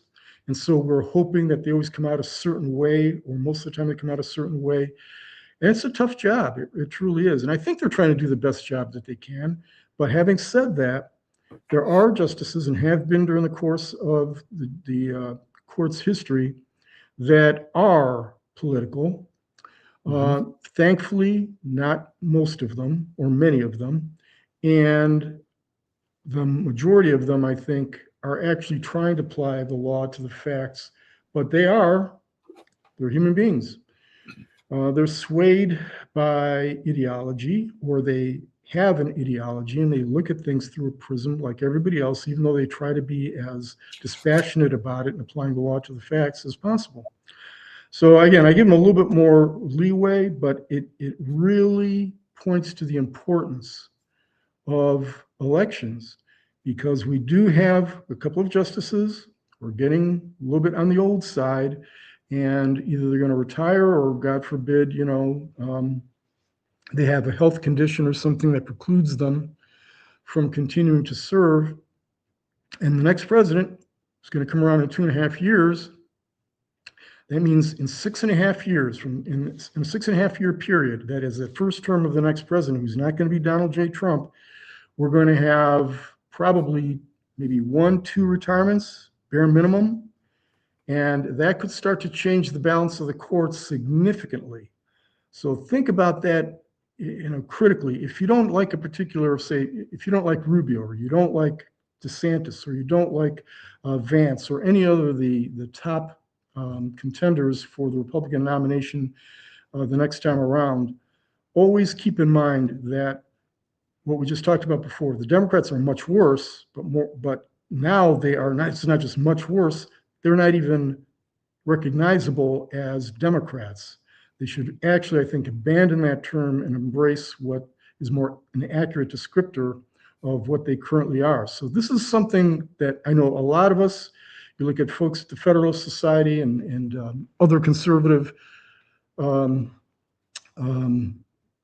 groups, very, very concerned about the prospect of a Democratic president, because of what it portends for, and not just the Supreme Court, but the circuit courts and the district courts, because that's how the cases come up. Very, very important. And I hope people don't, because they may have a particular enmity toward a certain candidate, or because they're angry that the Republican Party did something, always keep in mind there's an overarching consideration, and that is what happens to the Supreme Court and the other courts also. Yeah, well, we could talk about the courts, the other federal courts for a very long time, because they're the ones who have literally been doing the Democrats' bidding. Yeah. What they couldn't do at the ballot box, which is defeat Donald Trump, they're doing in the courts. They're judge shopping, and they're getting every radical judge that they can find to rule against Trump's executive orders or policies and so forth. I'm curious about one thing you just said, a lot of things you just said, but one thing that, going back to a few minutes ago, you said you always thought that Amy Coney Barrett was a little bit left-leaning. I never, ever, ever heard that. And I didn't study her or know her the way you did, obviously. But when she was appointed, I remember conservatives going, home run, great call, President Trump. Amy Coney Barrett was thought of as a rock-ribbed conservative, to borrow one of your phrases. That was what I thought. And when he chose her, I was like excited. In fact, there were some who wanted him to choose her over Brett Kavanaugh, which of course was his second pick after Gorsuch. And so I always thought that Barrett was supposed to, let me put it another way. Some of the decisions she has made so far, some of the votes that she has made on this court so far are surprising to me, because I thought she was going to be as stalwart of a conservative as Thomas and maybe Gorsuch, and others have been. I think many of us were, maybe not, some of us were invested in this, we're not necessarily as much surprised as we were disappointed, because we saw the possibility of that happening. I still think that she is conservative, standing on the spectrum between, say, Sotomayor and Thomas. She's clearly more in the range of a Justice Thomas than a Sotomayor. But if you're going to just measure her on the spectrum of conservative justices, she's on the left side. There's no doubt about that. But she's still conservative. Don't get me wrong. She's still conservative. And I'm happy that we have her on the court as opposed to somebody who may have been appointed by, say, Biden or Obama. God forbid somebody appointed by Obama. But this is what happens when you have elections. Elections, as they say, have consequences. And you've got the executive branch of government, but the executive branch has profound implications on what happens in the judiciary and what shapes our law. It's not just that the legislative branch will shape the law. So, Pete, our guy made these selections. Our guy made Amy Coney Barrett and Brett Kavanaugh's selections. And those two are coin flips as far as what we've seen so far in their time on the court, as far as whether they're going to make the right call or the wrong call. For example, on birthright citizenship, I have zero faith and confidence that either one of them will vote to end birthright citizenship and allow birther tourism to continue. President Trump made those picks. So my question is President Trump's judgment just off, that he is picking people who are not real stalwart conservatives like some of the others we had mentioned? Or do those people just not exist? They exist. There are no other. Okay, well then that's a problem. If Clarence, I can tell you definitively, because I'm in that environment. Yeah, I'm in that environment. Okay. Why aren't we finding them? Why aren't we finding them and appointing them? It's because the evaluation process is one that doesn't effectively. You can't screen out. You can't always hit a Justice Thomas or Justice Alito. I've seen this. I've been involved in the process, and me, I'm a right-wing crank on steroids. Yeah. So I look at this as critically as possible. I've been on judicial commissions for Ohio, for example. Mm-hmm. And you look at this, and there's always going to be, you look at the telltale signs, and believe me, the group of Federal Society or other Republican attorneys get together and we scrutinize this. I mean, you wouldn't believe the amount of attention this gets. We read all of their opinions. We look at public statements they've made, and then we make recommendations. And you do that in good faith. You do the best job you possibly can. And, you're not always going to hit 1,000. But you can also keep in mind that the law schools, to become a justice, you've got to run the gamut. You've got to run the gauntlet of K through 12 education. In public education, K through 12, you guys in your audience know what that's like. Colleges, which is like going to, Leningrad State University. Law schools, which are not much better than the colleges are. And you're in an environment where you're being inundated with the leftist view or perspective on the law. And despite your best intentions, you're going to be affected by that. Even someone like me, I'm anchored as well as anybody is in conservative philosophy, and my approach to the law is a conservative one, but it can have an effect. So don't discount that. And I don't think Trump made him, because Trump doesn't know who these folks are. He's relying on, for example, the Federal Society, others within the administration to make these judgments, and they're going to be imperfect because there is I don't want to say that it's nefarious, but the left does a very good job. I'll say it's nefarious. If he's not getting the right advice, if he's not getting the right information from Federalists or any other organizations that he is looking to, or any individuals he's looking to for advice, okay, we've got a Supreme Court pick to make. We have to hit a home run. It's got to be a strict, originalist. We won't say conservative, but a strict originalist, somebody who's not going to be an activist, somebody who's going to really respect the Constitution, blah, blah, blah. I mean, if people are giving him the wrong information, then I cannot see it as not being nefarious. Why would they accidentally give him somebody who's a little bit left? Yeah, I understand, Bob. I disagree. You know what I mean? Yeah, I understand. There's a great tendency to be suspicious of this. Like, how could this happen? But I've seen how the process works. And you know me, I am, first of all, I am suspicious of everything. And second of all, I'm just a little bit to the left of Genghis Khan on these things when when he talks about conservatism. You know, Bob, you know that. I know. And so there are a lot of gatekeepers there, but it's very difficult. And plus the pool of candidates from which we draw, because of all the factors I just mentioned, coming up through K through 12 colleges and everything, the pool is much more narrow, it's smaller. So it's a difficult proposition. You would not believe the amount of time and attention that goes into trying to make sure no mistakes are made, because we see the mistakes and we're so affected and disappointed by them. So it's not anything nefarious. It's just mistakes are made. But more importantly, Bob, and again, I can't stress this enough, K through 12 college law school and the general environment out there is controlled by the left. And trying to find, a diamond in the rough is getting very, very difficult. Well, that's what I meant when I asked you a minute ago. Do these people exist? Are there Thomases out there? I mean, but there's so few of them. They're that hard to find and identify. And a lot of these folks want to get strange new respect, as they say. They go into Washington in that environment, and you've seen it happen, over the course of 40, 50 years. We've seen individuals who appear to be conservative and are conservative. Then they get into the Washington environment, and the Washington Post, the New York Times, and the various networks and the various cable shows, they see how they're treated. And even if they're not thinking this may not be a critical judgment of theirs, but you're in that milieu and you're getting toasted by all of these institutions. They're ripping you to shreds, or you see others being ripped to shreds. And I think there's sometimes a natural human tendency to kind of, you don't do it overtly, you may not even do it consciously, but move or shift to the left. The left understands that.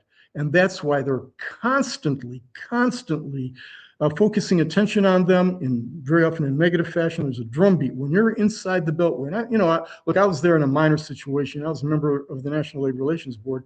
But when you see the amount of pressure that anybody on the right gets when you're serving in the federal government, it's understandable, not excusable, but it's understandable when in discrete circumstances, they may decide in a fashion that doesn't meet our approval. All right, Peter, I want to play something for you real quick. This is Congressman Brandon Gill. Dylan, do you have two ready? By the way, Brandon Gill, I think, is a superstar.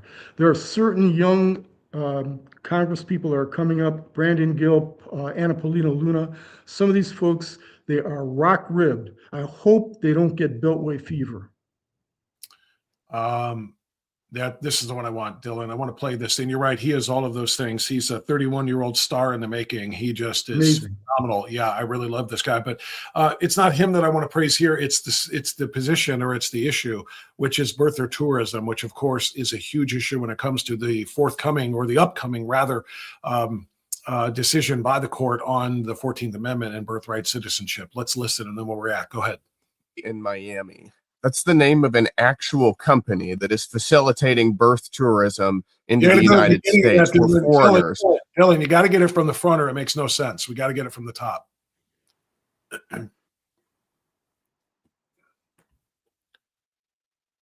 In Miami. That's the name of an actual company that is facilitating birth tourism into the United States, where foreigners come in on visas, have children, then leave so that their children can remain American citizens. That's a problem. The American people are sick of it, and my task force on the House Oversight Committee is going after these companies. Have my baby in Miami. That's the beginning. Okay, I don't know. It's whatever. It is what it is. Have my baby in Miami is the name of an actual company, Pete. It's a for-profit company that is bringing people in to ostensibly vacation or visit the United States, but they're 8 months pregnant. They're coming here and they're having their babies, and their babies are automatically becoming American citizens. I'm fairly certain. I'm no constitutional scholar like you, not an attorney or anything else, but I'm fairly certain from study and from listening to people like you who are, that's not what the founders had in mind when they gave birthright citizenship in the 14th Amendment. No, they didn't have that in mind. It was not. One of the problems is it's not something they would even conceive of. So there may not be a robust historical record of how they viewed that particular provision. But it's clear they weren't meaning that, you know, anybody could come here and deposit a kid, and then that kid's a citizenship with all the rights that pertain thereto, and their parents, of course, become, frankly, anchor parents. But there are a number of nefarious actors out there. You've got, especially the Communist Chinese government, who are promoting this. I mentioned yesterday, I gave some stats, I believe I did, or maybe it was in some other forum, about the number of people who've come into the United States for the purpose of exploiting that particular provision. And then we have all of these kids who come across illegal aliens. We've got, I gave some stats with respect to the billions, tens, and even hundreds of billions of dollars the United States has to expend on educating all of these kids. This is a titanic problem. Congress, Republican Party needs to get on this, not just for the sake of the Republican Party. That's not what we're concerned about. For the sake of the integrity of the United States of America, because we're being subverted intentionally. They're exploiting our goodwill. They're exploiting Biden's open borders. When you're talking about 20, we don't even know how many people came across the border. We have no idea how many came across, but our best estimates are anywhere from 10 to 20 million. 10 to 20 million. That's another whole significant country coming into the United States of America. And everyone, not everyone, were looking for economic opportunities. The way the media and the Democrats, but I repeat myself, tries to paint them in a compassionate way. A lot of these folks who came across, and again, I don't want to necessarily paint a negative picture of everybody, but a heck of a lot of them came. Look, if you don't have any, if you want to be a true American, the first act in coming to America shouldn't be breaking our laws. All right. 100%. To me, there's a domino effect there. And I have suspicion of you after that. And a lot of the folks who are coming here are so-called, quote unquote, economic migrants. And contrary to how the Democrats try to describe many of them, again, I don't want to paint a broad brush. Many of them may be good people, but most people in the 20s, 30s, 40s, 50s, 60s, 70s who came here because they wanted to be Americans. They forswore their previous allegiances, whatever ethnicity they may have been or nationality they may have been. They wanted to be rock-ribbed Americans. They loved Americans. And you see, it's somewhat trite right now, but sometimes you see in popular media, at least old popular media, when the media still was semi-patriotic, you see those images of people coming on boats to the United States of America, Ellis Island, and they're looking at the United States flags. Those are real. We don't have that anymore. We have people who their first thing they do is break the law coming to the United States of America. And right. Not all of them are good actors.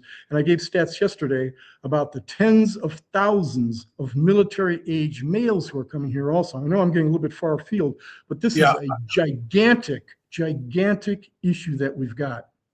It is. And I do want to kind of, let's bring this back to the birther tourism part of this whole thing, because it's more than just having babies that become American citizens and anchor themselves, and as you say, the parents to the United States. It's more than that, from China in particular. Yeah.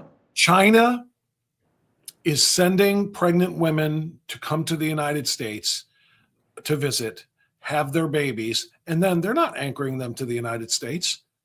They're bringing them back home to China, which is fine, except they're bringing back home these American citizen babies because they were born here to China, raising them as good little Chinese communists, and then sending them back at age 18 to vote.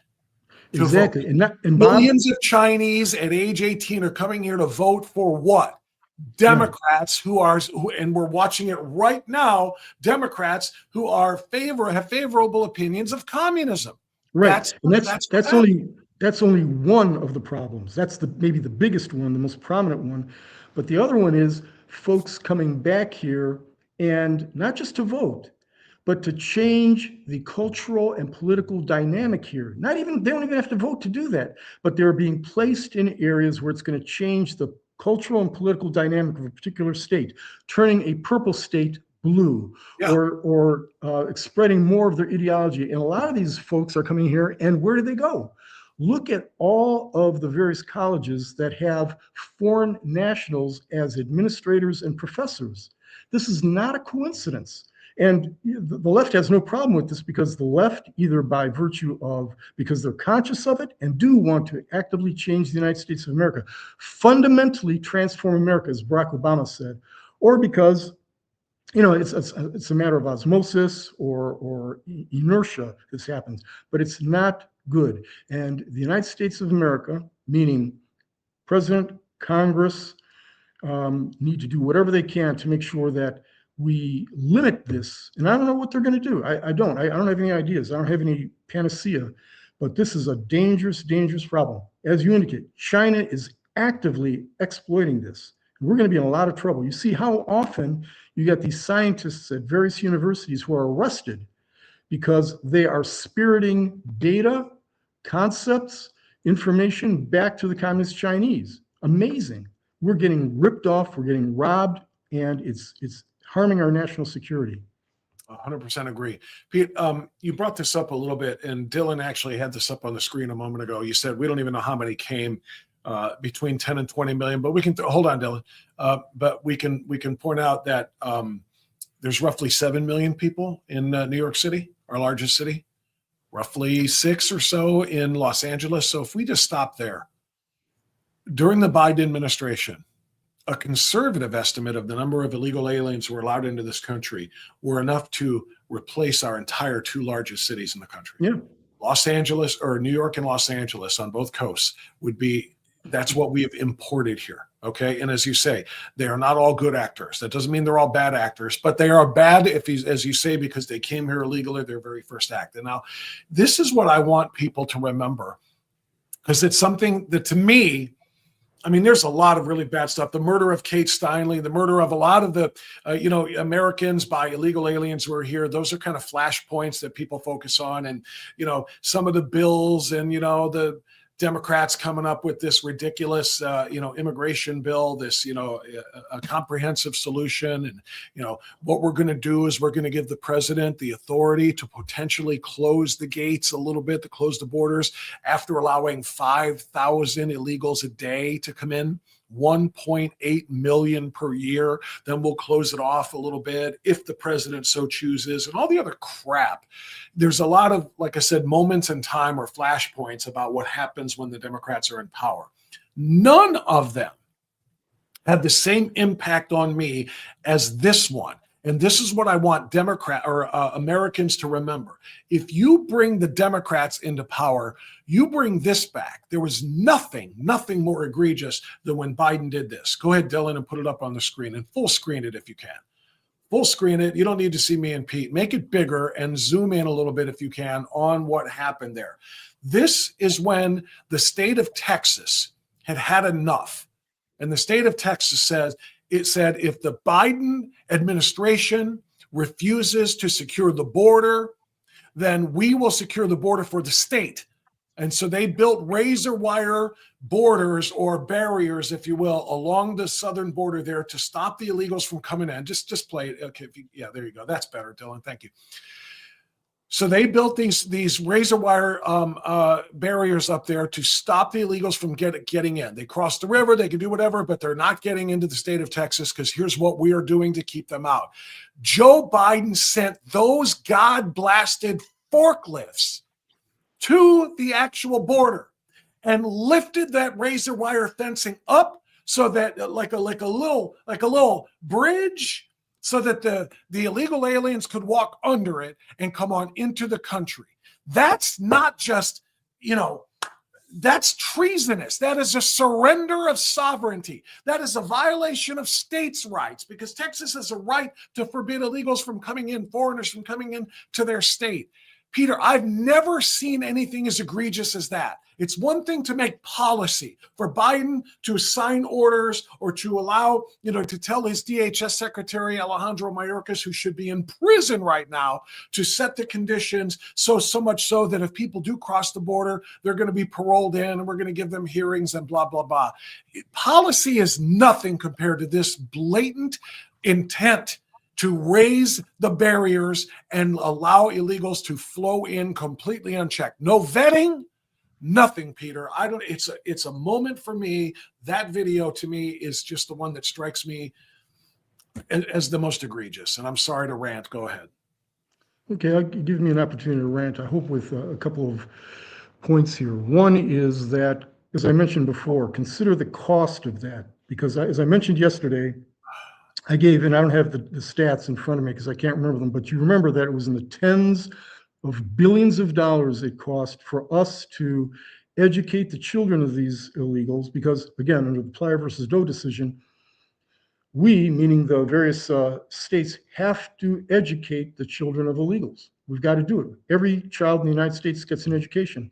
And that's that. If my memory is correct on the stat, it's like $40 billion more a year we have to spend just on educating illegal alien children.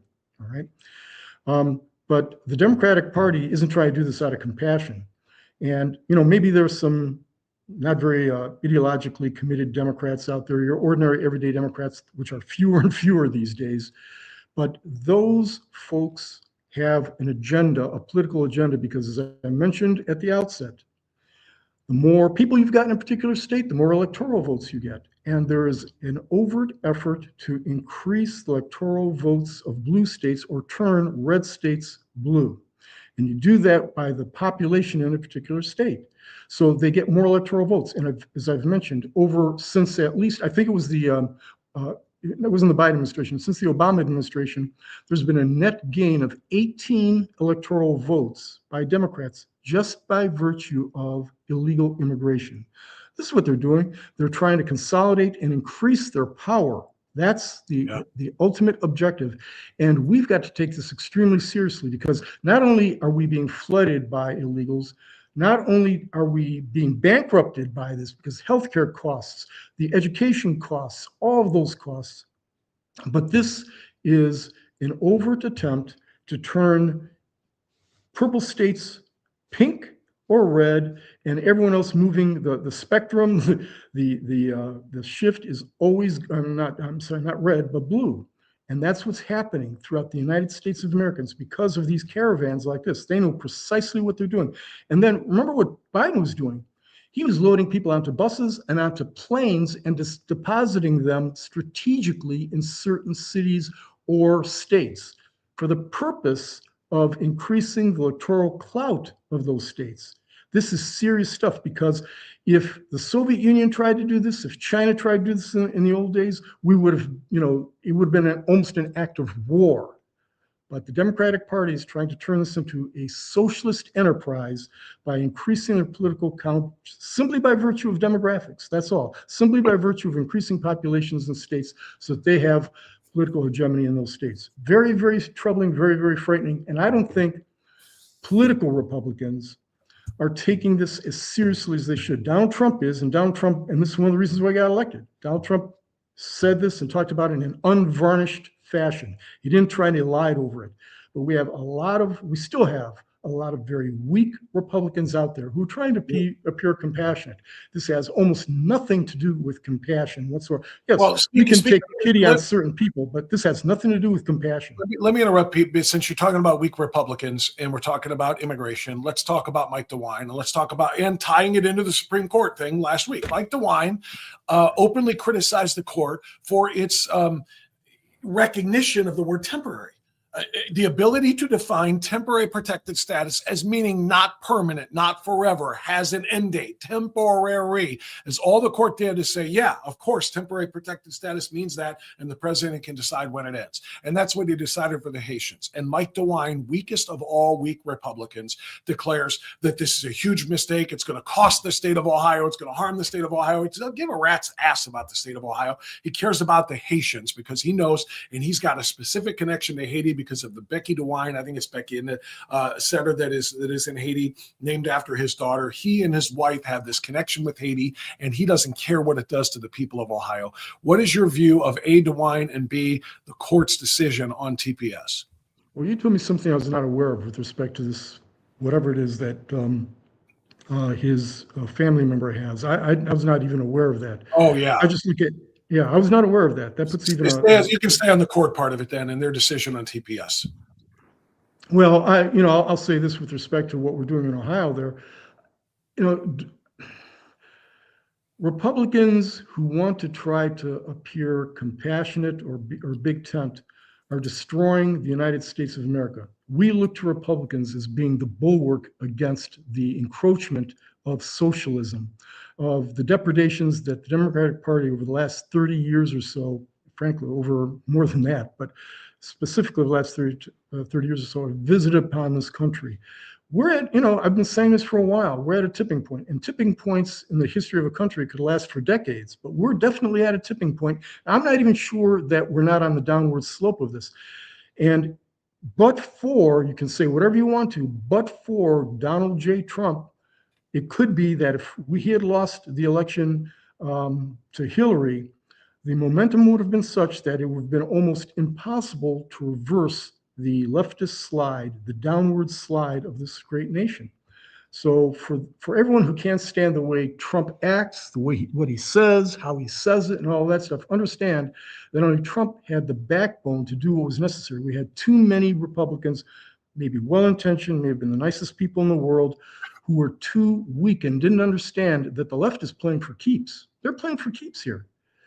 This is not something you take lightly. So I'm sorry for going on a rant like this, but the Mike DeWines of the world, all due respect to Mike DeWine, I think he's probably a very, very, very, very, very nice guy, but this is not a fight for nice guys.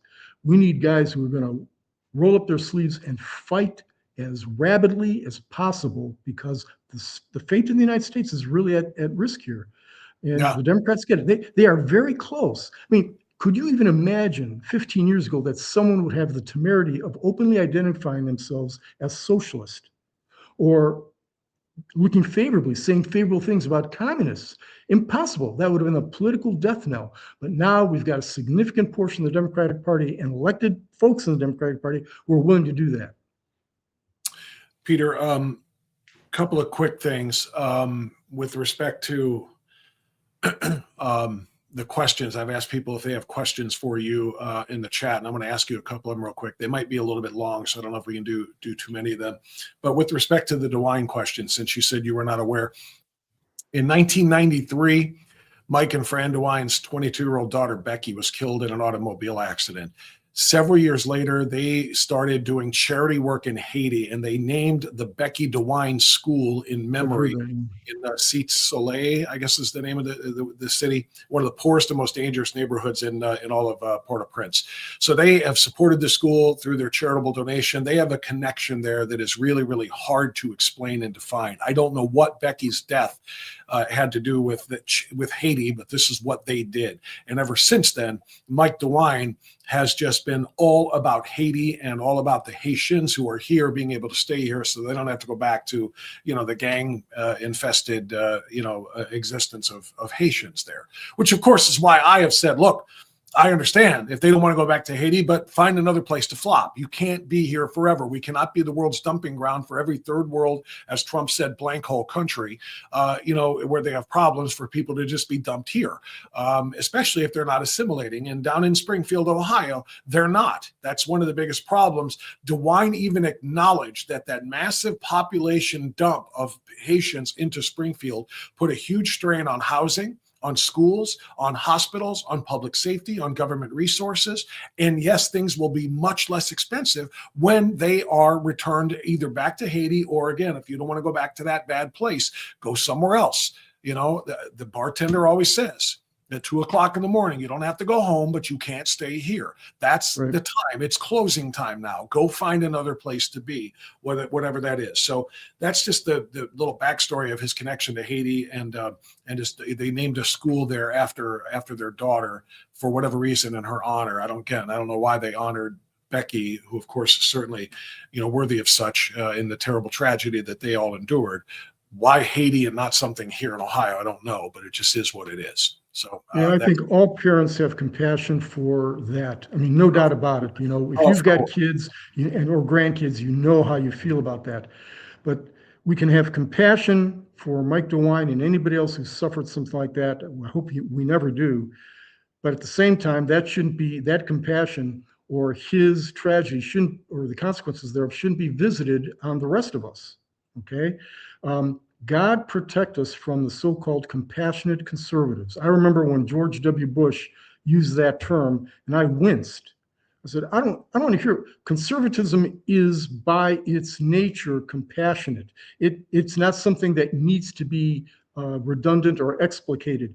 Conservatism is compassionate. But when you start adding compassion, saying someone's compassionate conservative, that raises alarm bells right away. I'm very, very concerned that what you're saying is we're Democrat light or we're progressive light, and that we're going to mold our conservatism or our policy prescriptions based on some vague notion of compassion, which usually means that we're capitulating to the democratic view of public policy. Yeah, the compassionate conservatism.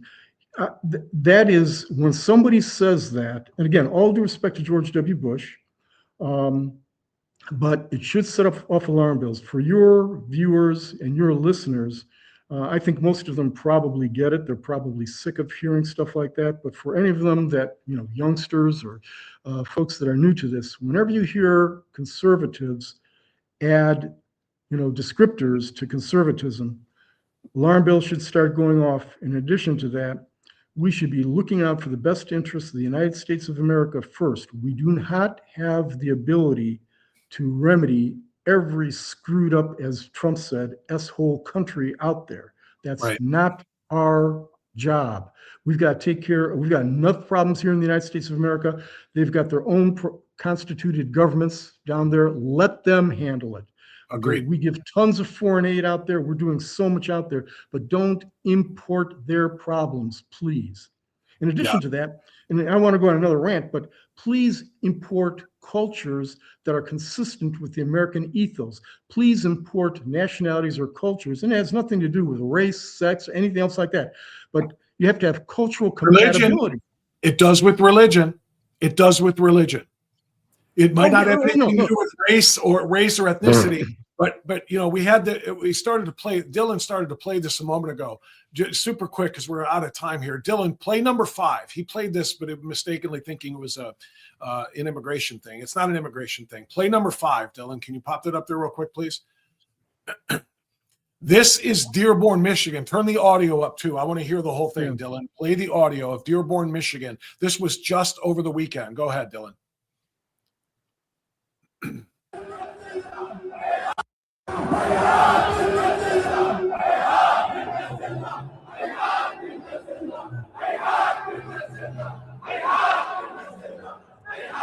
Peter. Okay, let it go.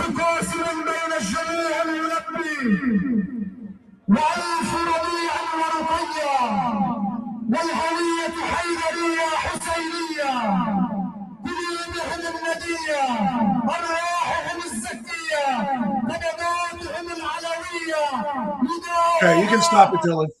Dylan, Pete, I'll just give you a minute here to wrap this because this is in Dearborn, Michigan. This is not in Iran. This is here in the United States.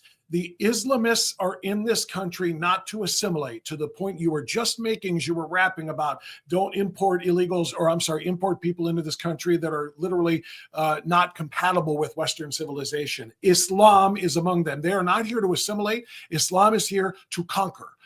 Islam is here to establish a global caliphate, to take over the United States of America and make it submissive to Sharia law. That is what Dearborn is. That is what they're building in other Islamic, quote unquote, cities, little Islamic cities in places like Texas.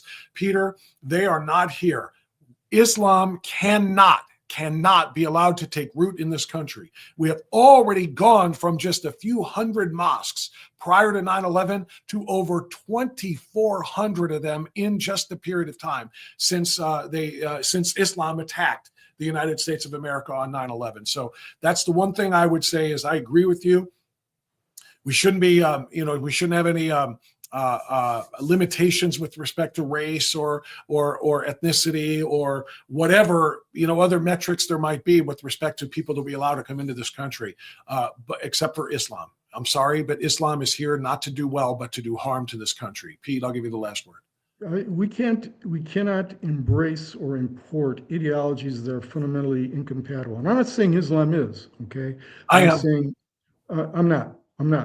I would take the religion of Islam and separated from political Islam. There's a significant component of political Islam. We see it all over the place. The Mamdanis of the world, for example. And it's just extraordinary that 25 years after 9/11, we're importing that ideology into the city that was, most affected by 9/11. We can't.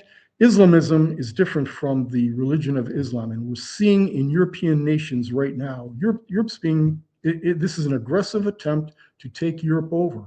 There is the Islamification from a political perspective of Great Britain. Great Britain, I mean, the rape gangs or the grooming gangs out there, out of control, and they've been, the Brits have been submissive. You've got several places. Sweden, for example, is no longer permitting immigration into Sweden from certain countries because of that. They were so open. All of a sudden, rapes increased by, I don't know how much it was, 600, 700%. And much of Europe, France, Germany, and certain other countries too. Eastern Europe seems to be somewhat insulated from that because they've had but they've had restrictive immigration laws. But this is a troubling development that's going on. And, Texas, for example, there was an attempt to have kind of a little jurisdiction there. Yeah, in Islamic. Exactly. This is the United States of America. We have our own culture. We have our own ideology. We have our own political system. And if you don't want to ascribe to that, there are a lot of other nations you can go to. But if you come here and not wanting to ascribe to that, then you've got a different agenda. And that agenda is troubling. To me, it's very similar to, and you've heard me talk about Yuri Bezmenov, the old spy from the Soviet Union, and how he described how the Soviet Union was going to try to undermine the United States of America. And that development, that agenda is far in the making. It's been going on for a long time. And the Democratic Party is facilitating it. 100% they are, Peter. And the only thing I will disagree with you on is there is no difference between political Islam and religious Islam. It is just Islam. It is what it is, and that is what they intend. The religion is not a religion of peace. The religion is not even a religion. It is a death cult. It is a death cult that believes you either become one of us or you die. You become one of us or we force you. You will either convert or you will be killed. That is not a faith. That is not religion. And if you happen to die, in the course of making that happen to the infidels, then you are rewarded with heavenly virgins, and you get to have your way with it. That is in no way, shape, or form a religion. It is a cult. And it is a culture of death. It belongs nowhere near Western civilization. All of Europe is in the FO phase of that right now. They effed around and allowed massive migration from the Islamic countries into Western Europe, and they're all suffering now because of it. They're in the FO phase. We cannot get to that phase in the United States, or it's at our own peril.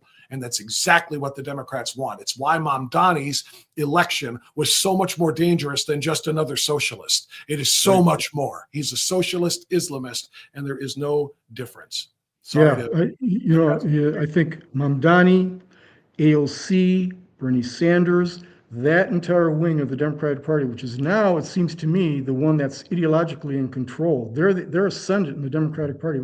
Even Chuck Schumer, who we don't like at all, compared to them, the guy seems reasonable. Yeah, and his problem is he's not standing up to them. He's letting the Democratic Party be devoured by these radicals.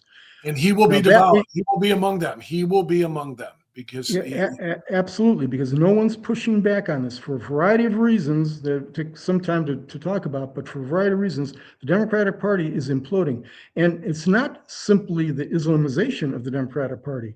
It's the communization of the Democratic Party, because now you've got overtly, let's be frank, these are called the red-green axis. That's the red-green axis. The red communism, the green Islamism, combining they're masquerading as being, red-blooded Americans like Graham Plattner and others. He was like their lodestar. If we can get somebody like him, somebody that looks masculine, he's been in the military. Oh my goodness, let's get him in here. And that's kind of the Trojan horse that they use. So we've always been a serious juncture in the United States of America, but we have to go in with our eyes open, realize what we're fighting, and fight like, I quote from Outlaw Josie Wales, you gotta get mad dog mean about these things, because we're trying to preserve not just the United States of America, but the entire concept of Western civilization. 100%. Peter Kirsanow, thank you. Great job last night. I think everybody there really appreciated everything that you brought to the table, and I thought it was a great event that we were both privileged to be a part of. Thank you again to those clubs for having us out, and Peter, thank you today and always. Thanks very much. Thanks, Peter. All right. That's going to do it. That's just going to do it. Thanks, everybody. Be well, be safe, stay free. We'll see you tomorrow. Bye-bye.